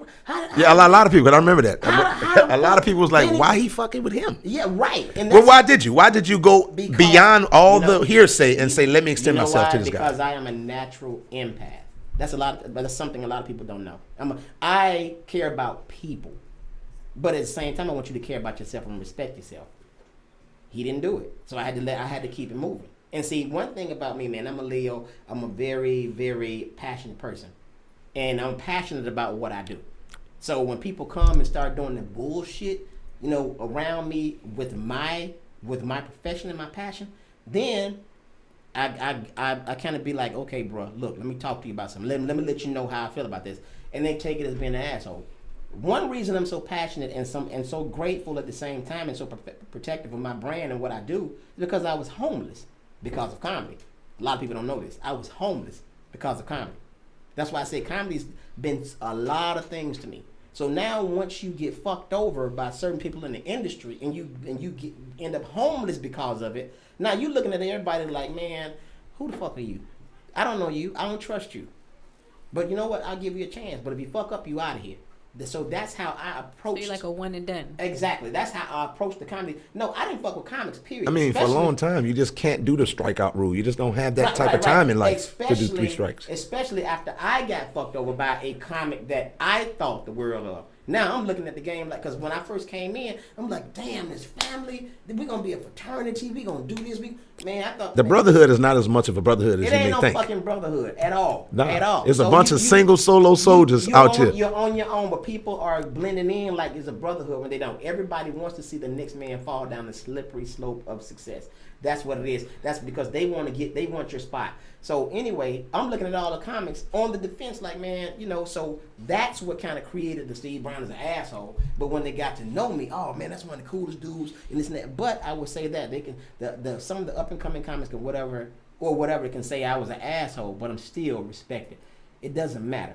One thing you're going to say about me in the end, you can say you're an asshole, he kicked babies, he spit on children, but the nigga funny. Right. Yeah, he funny. That's it. Now, and I ain't talking about fun. I'm talking about extremely funny. I'm not tooting my horn. I'm just telling you with that confidence that God gave me. He gave me this gift, and I'm using it to the best. Nah, you're not lying. I've seen you in several settings. I've seen you on stage. I've seen you on a stool. Like I've seen you just give it to an intimate setting. I've seen you give it to about 200 and something plus. So it was funny on both occasions, on multiple occasions. So you're the truth with that. Right. So and it's not a thing of arrogance, man. Once, like for instance, once you know God gave it to you, man, and you're using it to the best of your ability, you can speak with confidence. And people who think that it's cockiness or you're being arrogant, that's because they don't have self-assurance. And they're looking at you like, man, how does motherfucker think he this and that? No, because I know what God gave me. That's crazy. Everything you're saying, I've dealt with that up until this point. Right. So man, let people call you arrogant. Let them call you cocky. But if you on your shit, when you on your shit, you can go to the stage and say, yeah, I understand motherfuckers say I'm arrogant and cocky. Nigga, watch this. And leave that bitch with a standing no. I see why y'all call me that, because I'm on my shit. And that's just what it is. And we should look at stuff like this in the everyday life, man. If you got a gift, exercise that gift to the best of your ability, pray about it, and keep it moving. Don't worry about what other people think. Because I've heard these asshole, no. I'm one of the nicest people you ever want to meet. So when you're out and you're on the road and you're traveling, pre-COVID or, and hopefully after we figure out how we pre-COVID, during COVID. Right. So when you are balancing things in life, how do you balance life and comedy in itself together? I run them together. Because honestly, she'll tell you, I'm still joking. I'm still being who I am. I mean, you just got to be who you are, man, and keep it moving and learn as you go. In comedy, you just got to learn as you go and take advantage of the things that are dropped on you. If I'm in the mall and I see some crazy shit, I'm gonna put that in my joke book and come back to it later. Yeah. Do you take like your girlfriend and your daughter and your sons on the road with you? Well, she's been on the road with me a couple of times. My kids have. Well, my sons have. They've been on the road with me a couple of times. But actually, man, I'm usually solo dolo or with other veteran comics. Got you. Is there a specific reason why you do it that way, or? No, it's because they work. She's a nurse. They work. So of course people have their own. That availability is just not there. Availability is just not there. Of course we do spend a lot of time together, but some days she get to go on, some days she don't, and some days she go on without me. I'm fucking with you. She gotta go see another comedian. Let me go see this other comedian. I heard all this Negro jokes. And then another thing, man, you got to be and in this business you got to be you can't be what's that word? Damn. Well, you can't be jealous. You gotta be, what's that word I'm looking for? Versatile. Confident. Confident. Confident in yourself, man. Like the other day, she woke up. I want to go see Bill Bellamy. Hey, I'll make it happen. You know what I'm saying? You can't be worried about the next man. And I just saw Bruce, and he did this classic thing. Exactly. So it is what it is, man. I'm confident in who I am, man. I'm confident about what I do. But insecurity don't sit well. You can't be insecurity don't sit well next to confidence. You can't. And they'll make a whole storyline about you and your confidence and call it conceitedness and call it, being too hard. Or like one dude came, he's like, yo, Duke, man, like, what you think? I was like, well, think about what? He was like, my set. I was like, well, I didn't hear it, but I also didn't hear a lot of people laughing. So it probably wasn't good. You told him that? Yeah. You ain't shit.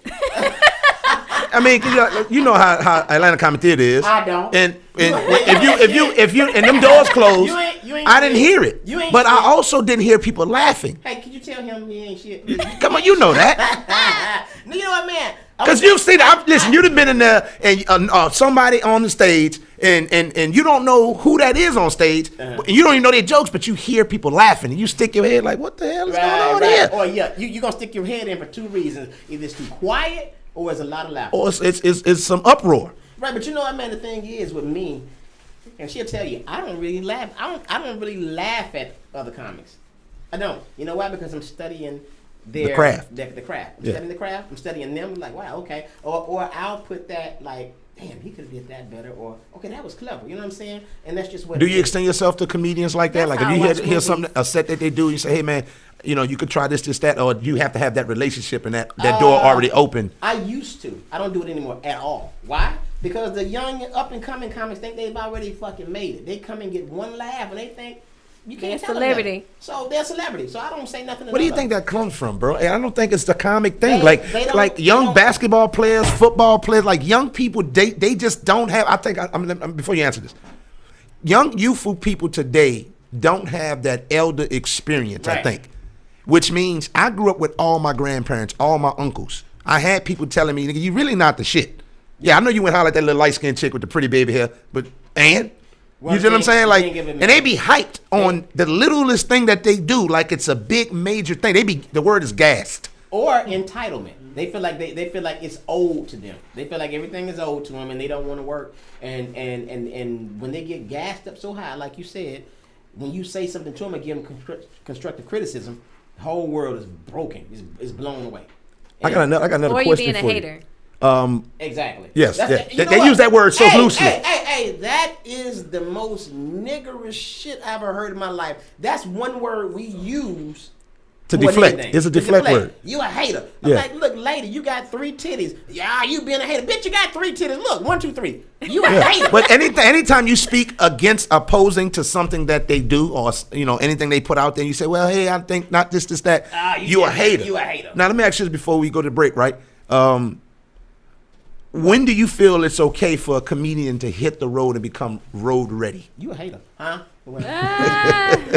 Because a veteran comedian told me, get that 15 minutes. Because I think when I was at like 7 to 10 minutes, I was like, I'm killing 7 to 10 minutes. I'm ready. And he was like, get 15 minutes strong when you can stand up on the ass, getting them 3 to 5 laughs a minute, and then going up there and say, okay, now I'm ready to hit the road. Do you agree with that, or do you not agree with that? I agree. But I want to add something else to it. A lot of young comics, they get on stage and I got something new this week. I'm going to do something else new this week. I'm going to do this week. I'm going to do something new. And they ain't perfected the one joke they got. Right. Repetition. Do Yeah. the same joke Repetition. over and over and over again until they hear it.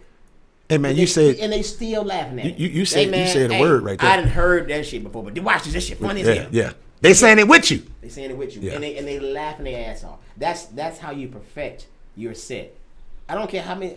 Watch, he finna come with the same old shit. Yes, but watch, it's finna be funny. Yes. And you do it and you perfect that joke where it can work anywhere, and they know it's coming, and they still laughing at it. They done heard it 15, 20 times. Now you get that, then you go on to the next joke. You know you perfected that one, and then you go on to the next joke because people think it's all about time. It ain't all about time. Who the fuck wants to sit around and listen to you be funny for 3 minutes and be corny 45? Right. And that's what's going on with a lot of comics. They think, man, I got 20 minutes. In actuality, you got 5. Right. You maybe 7. Kill, and people are going to remember the funny. You go on the road and kill them 7 minutes, they're going to remember you, bro. But if you do your 7 minutes and bomb for 13 more, it was terrible. it was worth your time. Because they're going to remember you as a hype for a minute, but the nigga stayed too long. Perfect what you got first, and then. I think I heard Steve Harvey say that. He sold them same jokes for years until it just became perfected. But then I also heard he took somebody's joke too, so I don't know. No, Steve Harvey ain't take nobody's joke. He took several niggas' jokes. He didn't take somebody. Yeah, He took several somebodies. But I love you, Steve. I love you, Steve. Damn. That's crazy. Don't- The joke He gonna thieving. come back here and say The you joke being a hater. thieving. The joke thieving has been going on for a very long time. But you know what? Michael Carter said that this one last time he was at Atlanta Comedy Theater, I talked to him and he was like, Red Fox dead. He was like, shit, you think nobody not gonna use Red Fox jokes? Yeah. Y'all ain't never heard Red Fox. So if I tell you a Red Fox joke, you be like, bro, that's fucking hilarious. Yeah, right. That shit is been regurgitated.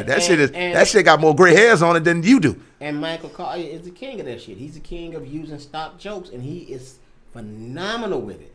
He's phenomenal with it. It's not like it's one thing I know for a fact. I've never heard Michael Collier do somebody's joke that's living. If you study comedy, of course, he'll take a stock joke that you heard like from your grandmama, granddad, or whatever. Yeah, them old school classic, that Rudy Ray Moe shit, and do it. But make it his own and use his own personality, and that shit is brilliant. become signature. It's signature. Do you find yourself ever doing that, or have ever been interested in taking a Robin Harris joke or something like that? No, because that's Michael Collier style. And Michael has perfected that. And if I did some shit like that or other comics, the first person you're gonna think of right now is Michael Collier. And then it's gonna get, man, he's trying to bite off Michael Collier. Michael Collier has taken that, branded, boxed it, patented, all that. That's Michael Collier. You have you ever heard anybody tell jokes like Michael Collier? Nah. Exactly. Now the only person I think kind of give me that vibe is Mike Bonner a little bit, but not quite like Michael Collier. I love Mike Bonner, man. I've never heard Mike Bonner do that, but I'm just saying, just that type of energy, just having that. I just think that nigga's hilarious. Yeah. Mike Bonner's hilarious. Yes. Yeah. Oh, Tony Roberts, all them niggas, man. That's that Detroit shit. The thing is, man, you rarely hear about Mike Bonner. Mike Bonner is one of the funniest cats out. He is, man. But but this COVID got him. You know the niggas selling cars now. Oh yeah. He got that. I saw his dealership. You know what I'm saying? Yeah. One more break. I'm sick of you and your breaks. We're gonna take a break. We gotta let these artists play their music now. All right. Okay. Let me. Who's next? Let me introduce him. Okay. All right. Give it to him. We got you right here. Give it to him. Wait, let me see. Pressure who? You gotta speak it to the mic, Steve. You know how to do that. The song and then the artist. Okay, I can't. You know what? I ain't got my glasses. He ain't got his glasses on. See, he over 46, people. Hold on. Is Pressure a liar? Is that right? Okay, Pressure a liar, and it's. You gotta speak it to the mic, Steve. I'm just trying to make sure. All right, ladies and gentlemen, our next artist, our next independent artist. You probably seen or heard this person nowhere, but you hearing them now live right here. Y'all show your love for Pressure a liar. Lit. Flyer! We lit!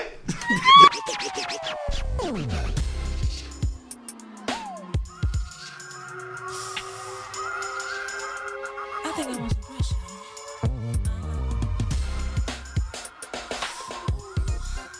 Give me that pressure, baby. Please. In my body, beating my mind. You're giving me what I like all the time. And I don't worry, my skin is glowing. I'm feeling high on you. I don't know if maybe I should, but now I'm thinking maybe I'm good. I want to get to know you. My body's waiting for you. For you to give me that pressure. Don't stop, don't stop, don't stop. Give us that pressure, baby. Pressure. Don't stop, don't stop. You know I love that pressure. Don't stop, don't stop. Give us that pressure, baby. Pressure. Pressure, baby. Don't stop. Yeah, alright. I feel like rocking with you, like Michael them. Knocking the boots in your freak me boots. Can I get in? I'm just trying to make the night stay young. Can I pretend it was fake for your hips to shake? It's not a sin. DJ getting grown and sexy with the spins. Only make it right to dance like more than friends. If only for the night, that's fine. Can we begin? The pressure gonna be heavy whenever we get it in. Maybe I should, but now I'm thinking maybe I should. I want to get to know you. My body's waiting for you to give me that pressure. Don't stop, don't stop. Give us that pressure, baby. Pressure. Don't hop up on me. Giving me that pressure, you know I love that Pressure on me. don't stop, don't stop, don't stop. Give us that pressure, baby. Pressure. Don't hop up on me. Alright. Yeah. Oh, I like that. Yeah, that's it. Oh, yeah. Pressure, baby. Yeah, that's that pressure, baby. This is real. Pressure, baby. And you know you never have to worry, 'cause you know I am behaving. Sipping on my crown and coke, just waiting on you, baby. Tell me you can handle this, that you can be a man with this, that you can always please me, you will always need me. Never have to worry, 'cause you know I am behaving. Sipping on my crown and coke, just waiting on you, baby. Tell me you can handle this, that you can be a man with this, that you can always please me, you will always need me.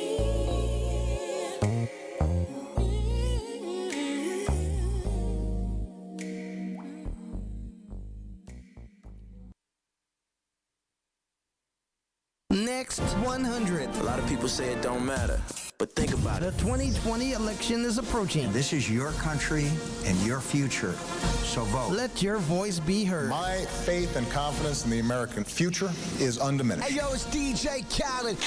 And right now I'm encouraging the world to vote. This is an important election, and I'm concerned about America. ATL's Next 100. And we're back. Are we back? We are Yeah. back. Soon as she come inside, close the door. You letting that cool air out.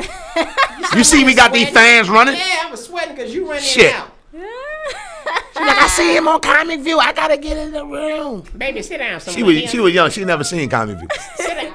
Sit down. The last season, it was said, terrible. Don't try. Yeah. The last season was terrible. Sit down I somewhere. don't even know who was hosting then. Who was hosting last season The Comic View? last Does anybody know? It was some more. They had some more hosting, but they didn't do her any justice. It was just the editing, man. It was fuckery. It was crazy because they didn't want to pay the comics, so they started throwing a lot of up and coming comics on there, and then they had throw a veteran in every once in a while. But they had some. That's it. When Sid was hosting, that was the classic years to me. No, Bruce when Bruce was hosting. Yes. But I do like Sid. Though. I do like. Oh, Sam, I do. Yeah. But I think when Bruce is crazy. Because when we did it in New Orleans, man, it was crazy. And I think I remember I'll never forget the last show on the last season of Comic View. Everybody was on Shouty because he went down there and he bombed. And it's like, man, you the nigga that brought the hurricane. Right after the show, a hurricane came to New Orleans. We did it in New Orleans. Okay. And after that, it was like. What year was that? I forgot what year that was, man. I ain't gonna lie to you, but I don't know if it was Katrina or not. I can't say. I don't know. But Shouty went down there and he didn't do well, and everybody, all the comments was on. It was all in fun and games, but they blamed the hurricane on Shouty. Said Shouty brought a hurricane, but that was. But Shouty in Atlanta is extremely popular. He's extremely popular. I've always watched him. Was like I'm not really impressed like that, but I understand he's extremely popular. And then have an opportunity to see him and watch him, I was like, okay, I see why people like him, but I'm just not blown away. You know, when I watch him, I'm just not blown away. Let me be honest with you. Shouty has been around a long time. Shouty has the personality and he has great stage presence. Shouty is not one of the funniest comics, but Shouty is a good comic, and he has a great personality and great stage presence, and it makes people. And he's very likable. Right. Shouty is a really good dude. You know what I'm saying? And that's just what it is. And he has this thing. This flavor that draws you to him. So, Shouty, he's a good dude, man, and you know, I'm just one of those people I call it like I said. He's not the funniest, but he knows how to get the job done. Yeah, and that's all it takes. Yeah, and he's very successful with what he does. Now, out of some of the gatekeepers and the OG veterans in the comedy game, when I first started, like Fredo Davis, Food Stamp back in the day, who else? Fredo. Yeah. Hold on. Did you call him an OG? Well, I'm just the guys that's been doing it. Like that's 10 years. I've only been doing 5 years. So anybody who's doing 10 years to that me. nigga ain't no OG. That nigga's still a kid to me. Well, but it hasn't. I think you've been doing about 15 years, like 10 to 15 years, right? Man, Fredo, my dude. But listen to what I'm saying. Well, I'm getting to the point, right? Fredo, you ain't shit. You still a kid. But that's my dude. That's my dude. My first ever time doing stand up, it was at Dugan's on Memorial Drive. And it was Fredo Davis hosting. It was Greg Langford. It was Robin Ann. Oh my God. Yeah. It was Dirty South. Okay. You know, Tonita. The legend. And it was JJ from the SIP. Yeah. And I just went up in there and he was like, "Yo, bro, you know, can you do 3 minutes?" And I was like, "Yeah." I ain't have 3 minutes. But he's like, "Can you do 3 minutes?" I can't say no. That's like a girl you've been trying to get with. She said, you trying to do something tonight? I can't say I ain't ready. I can't say I just had a good steak lunch. Right. You know what I'm saying? I can't say I just bust one off. Give me a minute. Nah, I got to go. I got to do it right now. So how'd you do? All I remember is that people were laughing. No, real shit. People were laughing, but it wasn't that overwhelming laugh. Right. They were just fucking with me. They was like, okay, you got a sense of humor. But I didn't have no jokes. I was just, you know what I'm saying? So tell me this, what would you rate your comedy set right now? On a 1 to 5, 5 being greatest, I would say I'm probably at like at about a 4. Really? Yeah. That's what's up. Yeah. About the reason why is because before I started doing comedy, I'm a barber by trade, so I already had a stage. You're 4? Yeah. On a 1 to 5. Really? 5 being greater. No, you're not. Okay. You're 5, bro. Oh, I mean, I was being truthful because I don't feel like the level of room that I have to grow. If I'm a 5, my future's terrible. You're 5. If this is 5. You're 5. Okay, I'll take 5. Can you match your 5? Can I what? Can you match it? Go match it. Not gonna match it. You said you're 5. Go match it. When you say, what do you mean match? Get better.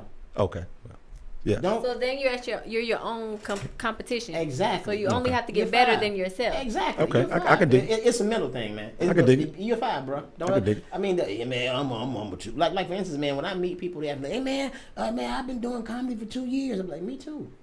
Yeah, I remember you saying that. Whatever you've been doing, me too. Me too, because I don't want you to look at me like, man, this man. Look at me like I'm a human being, bro. We the same. Let's be friends. Let's. Your philosophies, I definitely understand it, because that's some of the things that I tell a lot of the my peers in comedy coming into comedy around the same time. It's like, man, stop getting around these veteran comedians and doing all this starstruck dick riding. If you know, like, I'll be watching, I'll be like auditioning. Right, right. It's like Look at me, put me in, they would be you put me in, coach? it be heavy too. Like I'll be watching a cat say something that's not funny. Right. He just talking. Boy, that nigga, boy, you stupid. Boy, give me some. Pound me out. Exactly. And I'm like, bro, it wasn't even funny. Exactly. So the thing is, man, I don't really say much. I just kind of observe, and I observe who's doing the as you say, dick riding and all this, and I just I give him a friendly smile and keep it moving. You know what I'm saying? Because I've seen it all. You know what I mean? So I get what you're saying, and it's very, very, very aggravating. Very aggravating, because now they're not showing their genuineness of trying to get to know you. They just want something from you. That's what it is. Yeah, it's very aggravating. It's very aggravating. We asked a few questions. Now we're gonna get into the dirt of. We don't have a whole lot of time left with you. What happened with that situation, bro? Yeah. What situation? With fuck the Maserati key shit. The shit where somebody wants to come up there and whoop your ass, and you got to defend you as a man. You're not a comedian no more. You're not a comedian no more. You're a man, and you're not about to come in and disrespect me. Okay. And you bothering me because I'm supposed to be working. Right. Well, so what happened with that? What went wrong in that moment? All right, so let me give you a backstory. The backstory is, now let me just give it to you raw. Please. I'm working, and the brother sitting on the second row. He is enjoying himself. He is having a ball. Then all of a sudden, this nigga stands up and starts looking really, really crazy. The audience is noticing him. I'm noticing him. So I stopped like, my man, are you okay? And he mumbles something, and then his girl comes and put her hand on his shoulder, and he super socks the shit out of her. So he popped his girl. He hit his girl. They start fighting. Everybody started fighting. My cousin was at that show. Everybody, I don't know if you heard. Everybody started fighting. He started fighting everybody.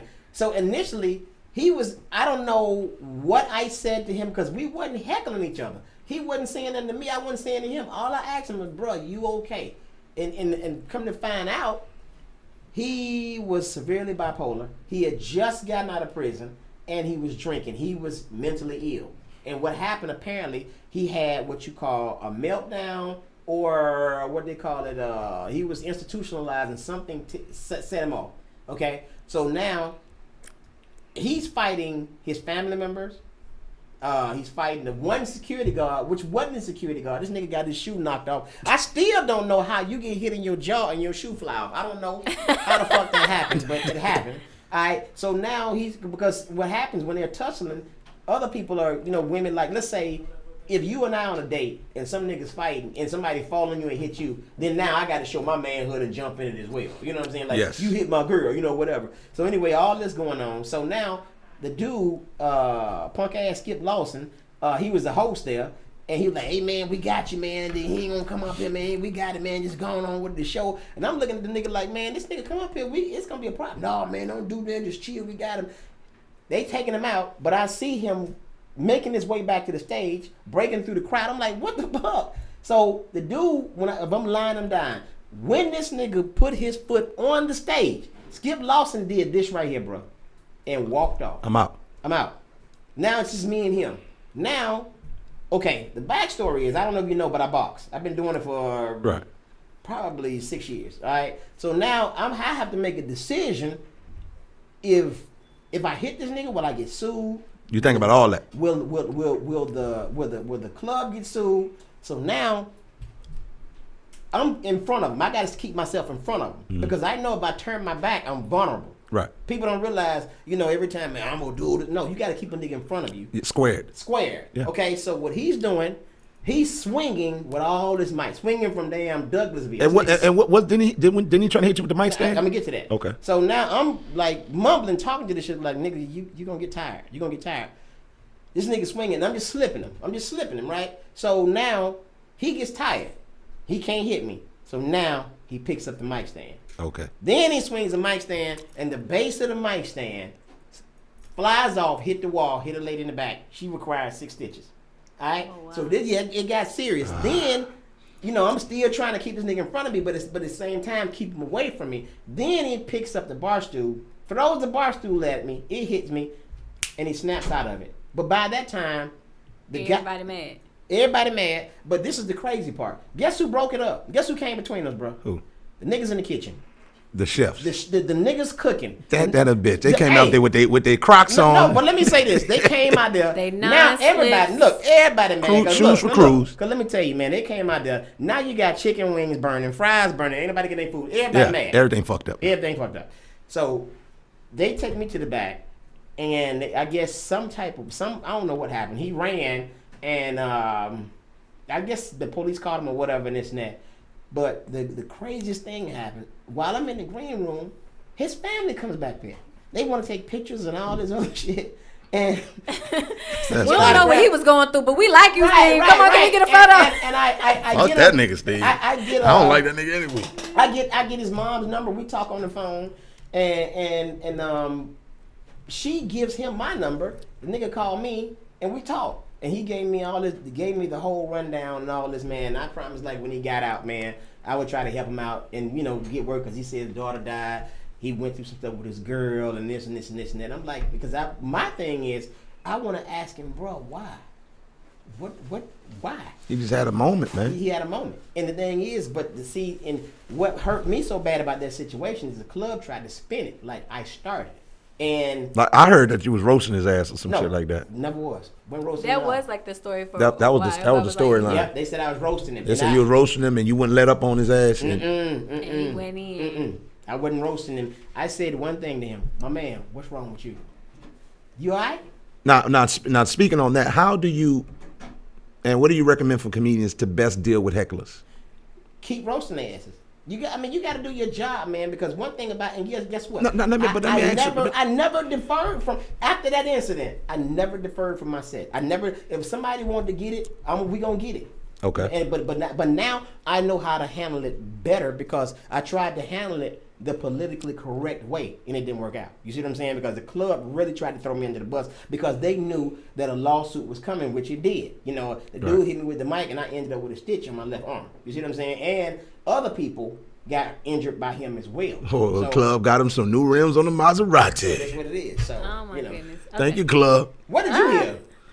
I did hear that you was out, you were having a session or whatever, and you were going at him. He stood up. I did hear that he did interrupt your set, but then once he interrupted, I heard that you started, joking and going on him, and he couldn't take it, and that's what made him upset. And then I did hear the part about his girl trying to tell him to calm down, right? But I guess she couldn't control him or whatever. He just was so mad at whatever you were saying to him. But a lot of people just for some reason they think that either they're funny or they partner back home is funnier than the nigga that's entertaining them in front of them. But the thing is, when I tell you, he didn't say nothing to me. He didn't say nothing to me, and I didn't say anything to him. Yeah, I was doing my set, and he said he'd get up and just pop his lady. No, he get up and just stand there. That's how he got my attention. He just stood up and just stood there. And I'm like, bruh, you all right? And this girl came over, and no, I was actually talking to his stepdad. Like, what's wrong with this nigga? And he just standing there. And it's this, oh man, I don't know what. I'm talking to his stepdad. Never said a word to him.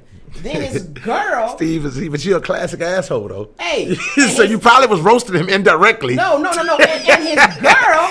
Talking to his stepdad like your stepson. Hey, man, look. I ain't roasting you. I'm talking to your stepdad. Hey. And his girl, all she did was like just touch him on the shoulder. Pop. And there it went. Damn. But he said he was having problems with her. His baby died, and all this. So when dealing with a heckler, and we're gonna take a quick break, but for dealing with a heckler, you just roast and stay on their head. No, what you do, man, to me, with a heckler, man, you hit them, keep it moving. Hit them, now, if they want to, now, I had this thing, man, look, I got you once. You can enjoy the show or be the show. Make up your mind. It's on you. Yes. Then you give them the option. Yeah. Now, if the club don't come and get between it or put them out, then they open game because they ask for it. Because one thing, the reason I don't just roast people just because I'm having jokes. I got enough material for that. Right. The thing is, I roast you when you're being disrespectful to my audience. My audience paid good money to see me, and I want them to see me. Right. They didn't come to see you, so why are you at my show doing all this bullshit? You see what I'm saying? Right. So now I'll hit them with a joke or two, and then I'll keep it moving. They continue, then hey, bro, you're gonna be mad when you leave. I'm gonna tell you right now. You're gonna be mad when you leave. Yeah. And that's just what it is. That's just what it is. Also, before you leave, can you tell our audience yes, you can. Yes, you can. Can you tell the audience if you have any shows coming up, your social media? Y'all didn't tell them that? Y'all ain't shit. Sometimes they want to hear from your voice. Okay, yeah. My social media is Comic Steve Brown. You can get me on all social media platforms. Comic Steve Brown, Instagram, Twitter. Old ladies, MySpace. I'm on there as well. I'm just fucking with y'all. All right, MySpace. A lot of my shows, man, are not here in town. I'm where am I? I'm in Minnesota and everywhere else. Yeah, all these places. But I don't have any shows booked in that now right now for the rest of the year. Yeah, I'm just out and about, man. Just doing traveling. Now, before we close it out with you, I have one question, and it's I always go back and forth with comedians with this. What is the difference between a comedian and a comic? A comic. Do we have time for this, or do we need to come back? Well, I'll let y'all have time. Okay. All right, go ahead, give me that. A comic to me is a person who doesn't mind doing anything for a laugh. In other words, there are no boundaries. To me, Dave Chappelle is a comic, but he's a comedian. Meaning, a comedian writes crafty things. It doesn't have to be as funny, but it's crafty and it's pretty funny. It don't have to be side busting, but it makes you think. It's thought provoking. Right. It's always going to have that. To me is whatever it is, whatever's funny, I'm gonna bring it to your ass, and that's just what it is. I'm more of a comic. I like to, because honestly, laughter is like an addiction to me. So I like to see strong laughter. Of course, I can be a comedian and make people think. I have that in my set, but you came for laughter. Right. I'm gonna give you laughter. Yeah. And it's nothing against anybody else. That's just my style. You know what I'm saying? Of course, I would say I'm more of a comic than I am a comedian because again, I go all out to get them laughs. I like stomachs to be hurting. Yeah. You know when you leave my show. Not, okay. Yeah, they be thinking. Yeah, well, I'm thinking so much, I can't laugh. Very funny. He said something. Yeah. Yes, it wasn't that funny, but it was thought provoking. Yeah, it was thought provoking. It was deep. Yeah, you know what I'm saying. And see, when I watch you, I watch Tony Roberts. Like y'all have that rapid fire. Exactly. Like it's just man, that shit is just. It's hilarious to me, man. Thank you, bro. It's hilarious. Yeah, man. I love what you do, man. I really appreciate you coming on the show and rocking with us. I ain't coming back unless y'all got an air conditioner, man. I'm hot. I'm trying to get you out of here, but he just want to ask you all the questions Hey, man, in the book. ask away, man. I came this far. I'm good. Well, I feel like I asked some good questions. I got the good groundwork questions out of there. Nigga, you did. And that last little question, that was just for the people. That was the saltiness. The engineer looking like, man, you people. ain't shit. I told this nigga ask about his sex life. I told you. Nah, we ain't go. Nah, I mean, I wanted to ask about, but you already brought your wifey with you. You already brought the lady. You know what I'm saying? Your co-partner in life, and you know that you already set the tone with that. So you already said that she can't make every show. I was going to ask those things, but some stuff is going to come out in conversation. She asked that. You didn't ask that. Well, I mean, but that's my co-partner. They always take. That's my co-partner. When she look great, what? I look great. This nigga ain't shit. So, hey man, I appreciate you having me, bro. When is your next show, man? I've been doing a lot of open mics. I haven't had any book shows yet. Well, actually, I'm lying. I did have a book show. You have one November 20th. Oh, look at you, manager. November 20th. Where? Manager, where is it? I'm not your manager. I just know you have one November 20th. And I don't know where it is. We get to the details. All right, so where is it now? Tell the people where you show. I might show up and do a guest spot. Once I get the details of it, I'll get it once I speak to my manager. You gonna let me do a guest spot? Yes, I would. Okay, cool. Yes. So before or after you? You could go before me.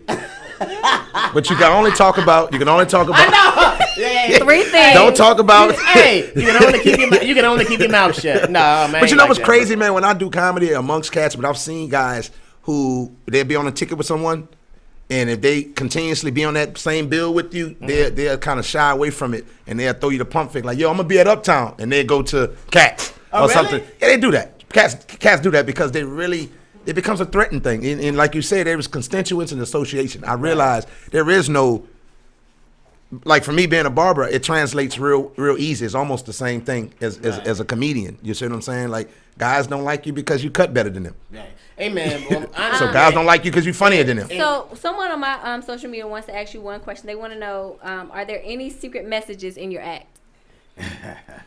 Of course. There are a lot of secret messages in my act. You just have to listen to my act, but you got to keep up. There are a lot of secret messages, man. But you know, again, man, that's who we are. We're messengers, but we just do it in a way to where it's humorous. Well, you got to wrap up. We're gonna wrap it up, but I want to know at this point in your career. Hey, man, at this point in your career. Don't fucking wrap us up. We going all night. Don't wrap us up. That we gonna roll to by 11:15. Duke is like the pastor at the church. Man. You got somewhere to go. Nah. But Duke listen. is like the pastor at the church. He be like, I'm gonna let y'all go. And look, everybody on their seat like, damn, they got them game coming on. Hey man, I'm gonna let y'all go, but I got one more thing for y'all. Man, what time is it? It's 10:51. All right, okay, listen. Can we go to 11? All right, anybody a question and answer? Ask the Netflix special coming. Man, we're working on can that. I be on it? And it's called. Exactly. And we already got a name for it. It's called Yeah, I Talk Like This. So yeah, I'm working on that, man. Just what my people are as well. I mean, right now, but I am just pretty much writing and just preparing for when the time comes. But definitely, in the near future, I hope, and when this pandemic is over, we'll for y'all veteran comedians and the guys that you have those close relationships with. Do you write with them? Do y'all write together? Do y'all give each other notes? Yes, we do. We talk about stuff, man. Me, JJ, Lav Love, Sean Larkins. Lav Love is hilarious. As a matter of fact, man, me, Lav Love, who else? JJ and Jen. You know Jen Thomas? Yeah. We got a podcast coming out. It's called Really? Yeah, We Talk Like This podcast. Yeah, I did a book show with Jen, and she was like, "Nigga, you stupid. Stay on it. Yes. Please stay on it, because your shit is original." She gave me some good praise, and Jen is good people. Yeah, she's solid, man. Yeah, Jen is great people, man. And the thing is, man, we picked her because she's just authentic. She ain't trying to be pretty. Jen is Jen. Yes. And that's what it's. She gonna bring that Duval to your ass. She gonna bring it to you. So yeah, just be on the lookout for that. The Yeah, We Talk Like This podcast. So that's what it is, man. Any other questions? I think that's about it, brother. Yeah, but Blue Hat, I don't know your name, brother. Engineer, you got a question? Caleb, you got any questions? Like, no, nigga, I'm ready to go home. I'm just ready to go. I'm just ready Nigga to go over there looking like a Dominican baseball player. Hey, man, I didn't say that, brother. I didn't say that. I ain't saying that. I don't want to get jumped. Nah, the first thing, baseball players make the most money, so that's a compliment. I don't want to get, but I don't see a bat in his hand. I just see. You don't see the ball cap pulled down? That's the Dodgers cap pulled down. I got you. Any more questions?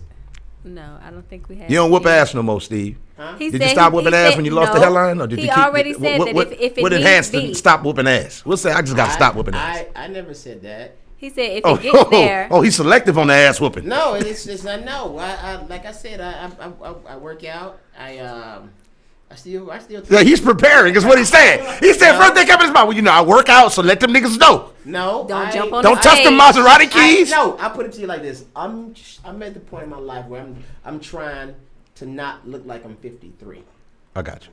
How about that? You look good for 53, bro. Yeah. Like for real. I'm trying not to look 53. So like for real, you look good for 53. Thank you, brother. I appreciate it. Because when my mom saw the fly, she's like, I remember him from Comic View. Yeah. I was like, man, you excited. You got a nigga. Chill out. Oh. I remember him from Comic View. He got his arms out. Like, sit your ass down. I don't need two stepdaddies. Oh, wow. Two stepdaddies. That's funny as shit. She's not letting him go, so you won't get no two Oh, yeah. stepdaddy. Oh, wow. Well, my mama kind of let herself go. Like man, you got a lot of pressure. Let me show you. You got a lot of pressure. See that, man? You got a lot of pressure. You know what I'm saying? You cook good, but shit. She got on the shirt. She represents. She got the come on now. She got the low cut joint. Shit. I don't know, ma. Wow. I don't know, ma. When you out here marketing, she's like, okay, look, we got to sell these shirts, so I'm gonna let everybody know that you need to get your. I'm not bougie. And she got is it bedazzled bougie, too? But I'm not. Yeah. Hey, man, I know they got some chucks to go with that. Some chucks that's bedazzled in the closet. Hey man, that's actually a hot seller for real, man. Yeah. Because that's one of your lines in your set, right? Yeah. It makes it. As a matter of fact, it's one of my taglines in my set. You know, just. I feel like I seen you do that. Yeah. I'm let's say, everybody had that hater, man. You in the mall with a girl, she a hater, you be like, damn, man, damn girl, that girl, her nails are really fly. And your girlfriend be like, they fly, but they ain't fly. You Right. Just, they you wanna cute, She but cute, you ain't she ain't cute. cute. Right. So that shirt derived from that, man, and we just keeping it moving, bro. I absolutely love it. I love everything that you got going, even outside of comedy. And Great I energy, love man. that you're a Pretty family awesome man. guy. Thank you. Pretty awesome guy. Hey man, so when, because I'm gonna come check you out for real, man. Real talk. Yeah, it's lit.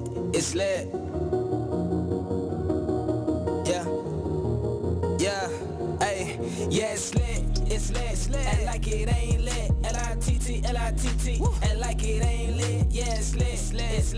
And like it ain't lit. L.I.T.T. And like it ain't lit. Yeah, we lit. Yeah, we lit. Yeah, we lit. Yeah, we lit. Yeah, we lit. Yeah, we lit. Yeah, we lit. Yeah, we lit. Yeah, we lit. Yeah, we lit. Yeah, we lit. Yeah, we lit. Yeah, we lit. Yeah, we lit. Yeah, we lit. It's lit. Cut the radio up. Grab the phone when the live on. This the latest station in the nation. Get your mind blown. Monday from 9/11, causing hectic 9/11. You ain't heard about from word of mouth. Come here, let me tell you. Got Tony on the mic, good celebrity at ATL, and we got Duke plus my dog Omar as well. It's a lituation every time you cut the station on. It's the Lit Network here, but we taking off.